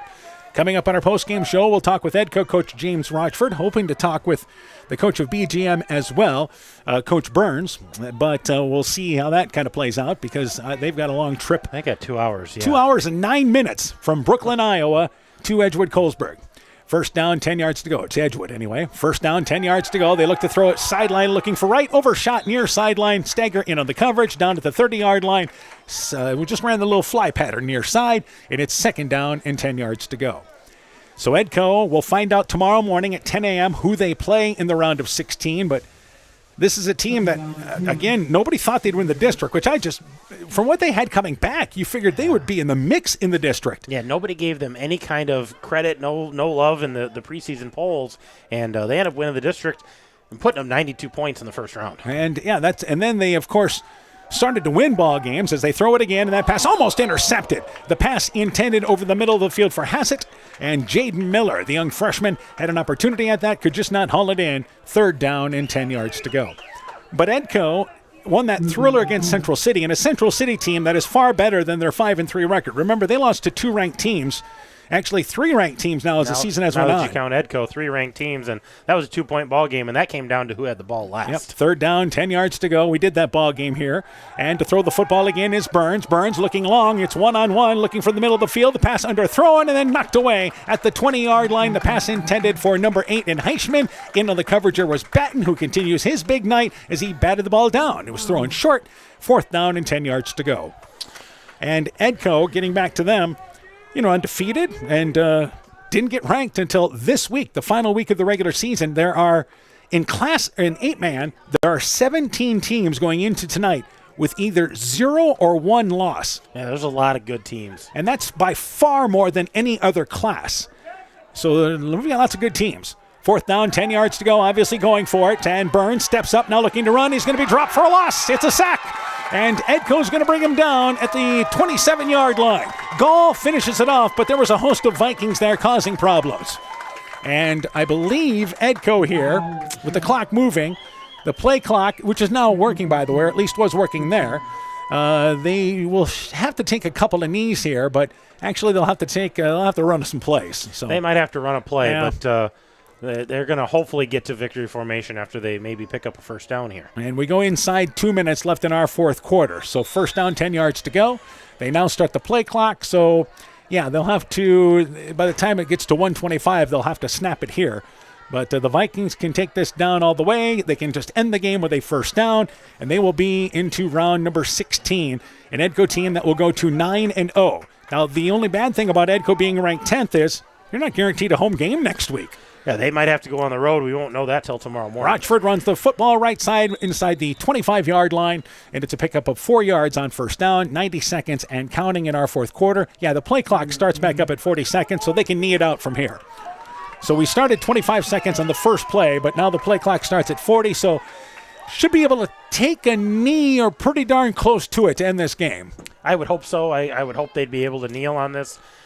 as long as BGM doesn't take any timeouts. But I would think at this point they all realize, hey, we're going to go into victory formation. We're going to take a knee. Yeah, you've already set a record for points you've scored in an 8-man ball game this year for Edco. For Edco for this year, yeah, this is the most output they've had all year. And they go to the victory formation. And as I say that, now running to the right side is Ingles, and they give the snap back to Rochford, who loses 5 yards on the snap back. Rochford's got to learn to take that under center. Yeah, he might go below 400 now. Yeah. So they mark it just to the 27-yard line. What is Rochford at rushing-wise here? 346. They will have to do it one more time. So that snap there put him below 350. Yeah, yep. So on this, the Chinging hasn't even moved on the side, so there's another snap. He's going to lose another 4 yards on the snap. Back to the 32-yard line, but that's all right. That's what you wanted to do. That's a great formation to get to. And it is Edco. What an offensive fireworks show tonight. Edco into the round of 16, outscoring BGM by a final score of 92-56. With the win, Edco 9-0 into the round of 16.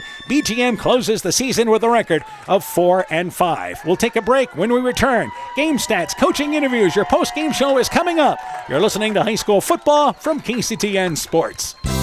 Being good at life means getting your finances together so you can focus on the moments that matter most. With over 175 years of expertise, New York Life Insurance Company provides you with benefits you can enjoy while you're, living. So give your local agents, Andrew Reimer or Troy Springer in both Guttenberg and Monona, a call. You can reach Andy or Troy at 563-252-2471. That's 563-252-2471. They can help you and your family be good at life. As you're bringing in the harvest this fall, remember to watch for overhead power lines. A safety tip from Iowa's electric cooperatives. If you snag a power line, remain inside your vehicle and if possible, back away from the hazard. If your equipment catches fire, jump clear and avoid vehicle and ground contact. Call 911 and your local electric company immediately. And train your crew on these risks and procedures too. Iowa's electric cooperatives want you to be safe and productive this fall. Alameda Clayton Electric, your Touchstone Energy cooperative. Alpine Communications believes connected communities become thriving communities. We are the local telephone company that became a 21st century communications provider. Alpine provides internet, television, cellular, security, and telephone too. We promise personal, timely, reliable service from people who live here. When you choose us, we all thrive. Connect with Alpine Communications today. Click alpinecom.net or call 563-245-4000. Mom, yeah, put that on my to-do list. There is more and more on my to-do list every day. I can hardly keep up, and I have to make sure everyone is paid. But who has time for the bills? You know who can help with that? Who? Elkader Tax and Bookkeeping. They not only do taxes, but specialize in bookkeeping services as well.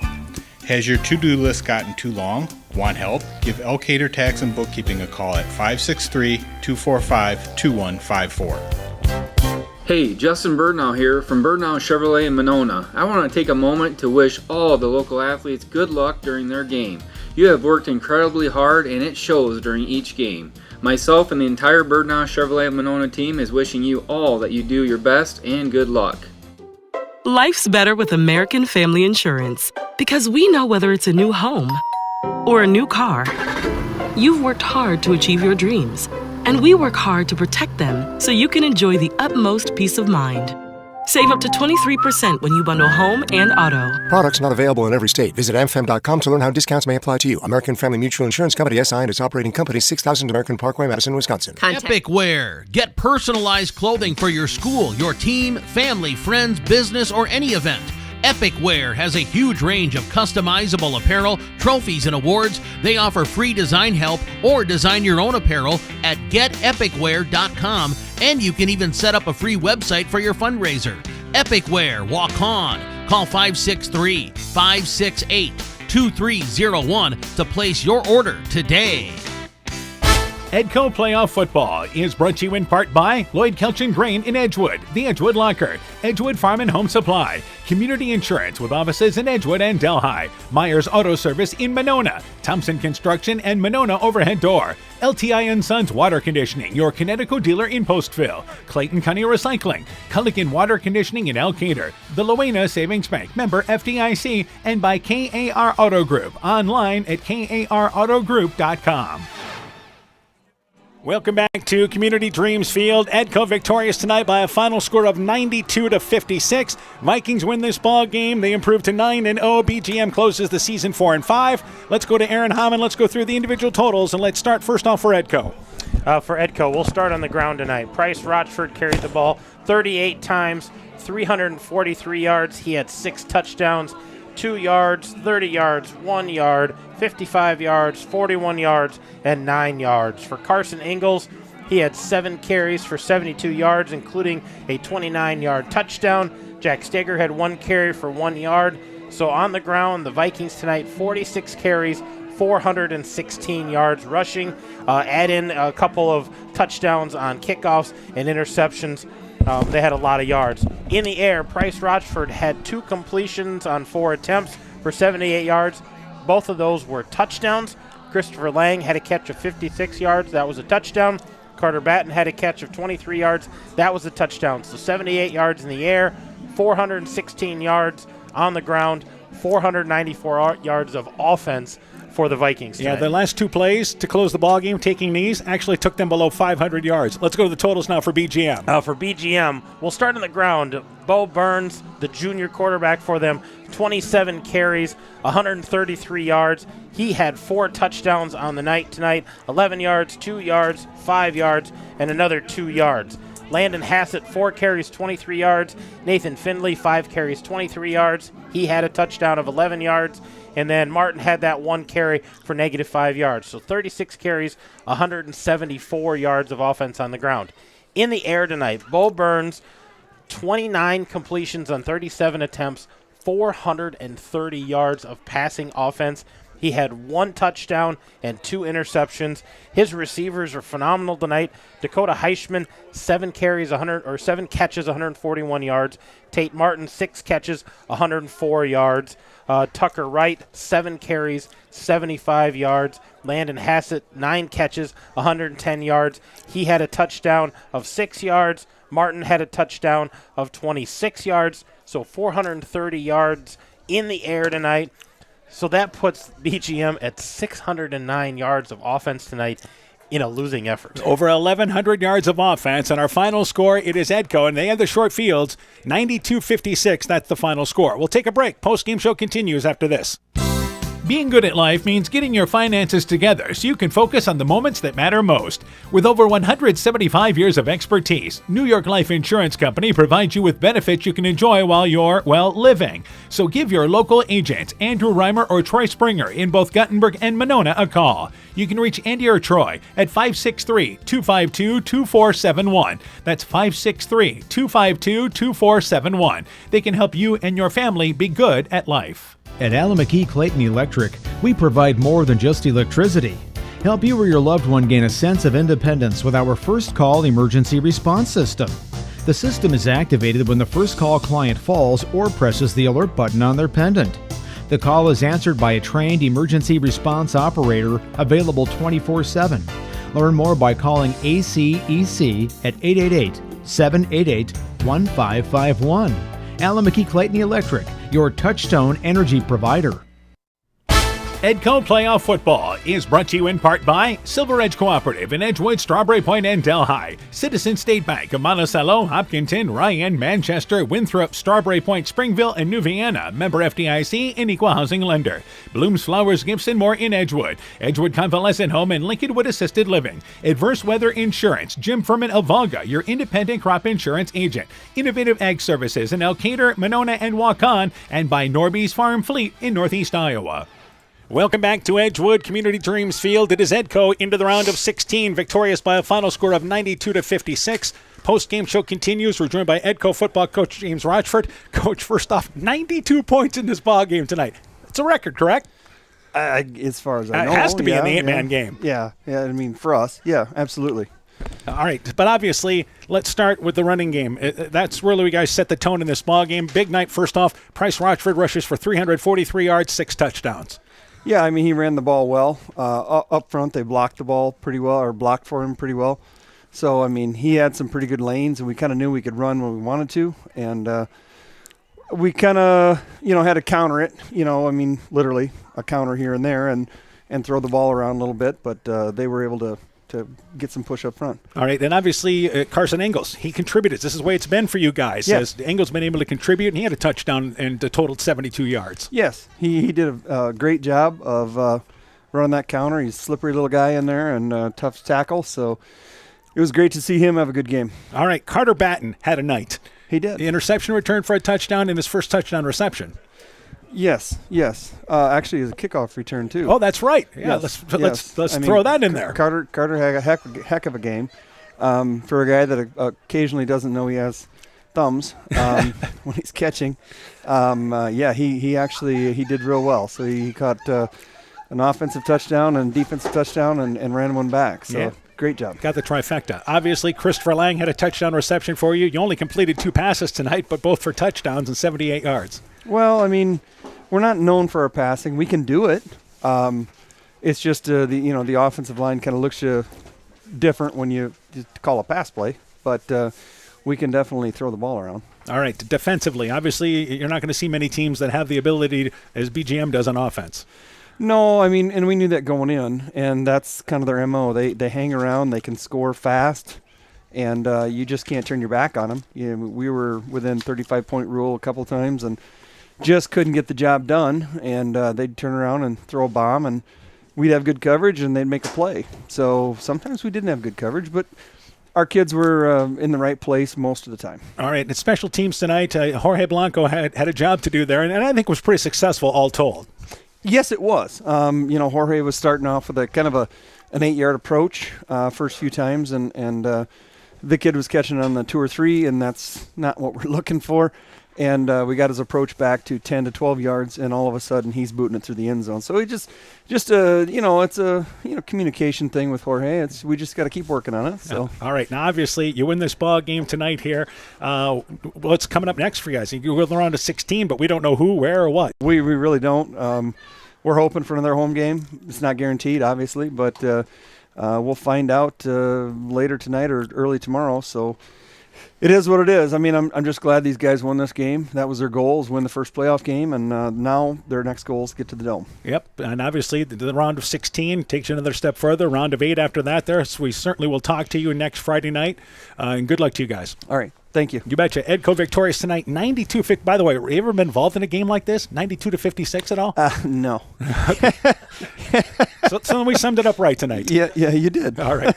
92-56. Edco victorious over BGM. Back with more. We'll conclude our post-game show after this. People's State Bank is a locally owned and managed bank with convenient locations in southwest Wisconsin and northeast Iowa. If you're looking for a place where you're more than just a number, but still have access to convenient technology and low fees, People's State Bank is it. As a community bank, they're proud to support many of the local charities, county fairs, community events, and more. When you become a part of People's State Bank, you can be confident that you're standing with a good cause. People's State Bank, member FDIC. Edco Playoff Football is brought to you in part by Farmers Savings Bank of Colesburg, Elkport Garber, Strawberry Point, and Arlington, member FDIC. Northeast Iowa Subdrains in Strawberry Point. J&J Land Solutions in Edgewood. Elkader Chiropractic Center, Dr. Jamie Hammersland. Guttenberg Municipal Hospital and Clinic. Bacon Concrete in Postville. Fisk Farm and Home in Monona, Cresco, and Decorah. Furniture Showcase in Olwine. Lighting Showroom, Flooring, Furniture, and Window Treatments. Bruins and James Insurance, your Grinnell Mutual Agent in Monona, and Rivals Inc. Custom Gear, Screen Printing, Embroidery, and online shopping at rivalsinc.com. Welcome back to Edgewood. Start to wrap things up on our post-game show. Edco victorious 92-56 in a game that was like video game numbers tonight. I mean, just crazy. It was crazy. You never felt like any lead was really safe until we got late into that fourth quarter, and Edco kind of put it out of the way. But BGM just knows how to score. Made it interesting all night long, but Edco comes out victorious. As you heard Coach Rochford say, win the first playoff game, move on. We'll see who we play tomorrow. All right. Now, in the round of 16, obviously we mentioned this, that defensively tonight you're going to look, well, they gave up 56 points. They gave up over 600 yards of offense. But you're not going to see a team like this offensively that has 3 true receivers there, and especially in the 8-man game. Yeah, 3 big receivers, and then you've got the quarterback who can run the ball as well. They had an impressive night offensively and in a losing effort, so kudos to them. And that quarterback comes back next year, so he's got another season to do that same thing. And he's been their leader passing-wise tonight and rushing-wise as well.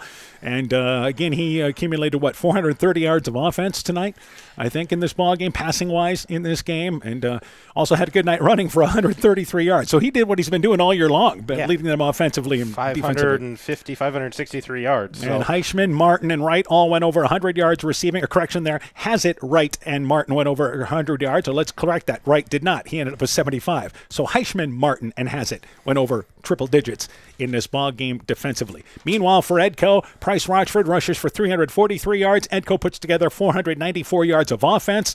It's a team that offensively got contributions tonight from the guys up front, really leading the way for Rochford. But Carter Batten, kickoff return, again an interception return, and a receiving touchdown in this ball game. The trifecta for Batten rather. Yeah, Batten had a great game, and I thought it was big for him to get that touchdown early. And then just continued to play very, very well. Obviously, Price Rochford, almost 350 yards of offense on the ground and 6 touchdowns. He had a phenomenal night. They got a lot of positives to take from this. But they need to refocus, regroup. Once they know that next opponent, they're only going to get better as they move on. Yeah, absolutely, there. So as far as where we'll be next week, we'll be following Edco in the 8-man matchup. We'll certainly be keeping an eye on North Fayette Valley and MFL Marmac as well. MFL Marmac tonight, victorious, coming back in the fourth quarter to beat Alburnett 24-21. North Fayette Valley victorious tonight, 42-14 over Monticello. And also tonight, Lismond defeated Starmont by a final score of 42-0. So 49-0, the final score there. Once again, Lismond victorious. So we'll see you next week. Yep, we'll be somewhere. So for Coach Aaron Hamann, I'm Dan Behrens. My thanks to Ty Keenan for running our studio show. Also thanks to Jenna Hamann for running our camera tonight. Again, our final score, Edco 92 and BGM 56. This has been a presentation of KCTN Sports. For a complete recap of tonight's ball game, scores, and more, go to kctn.com.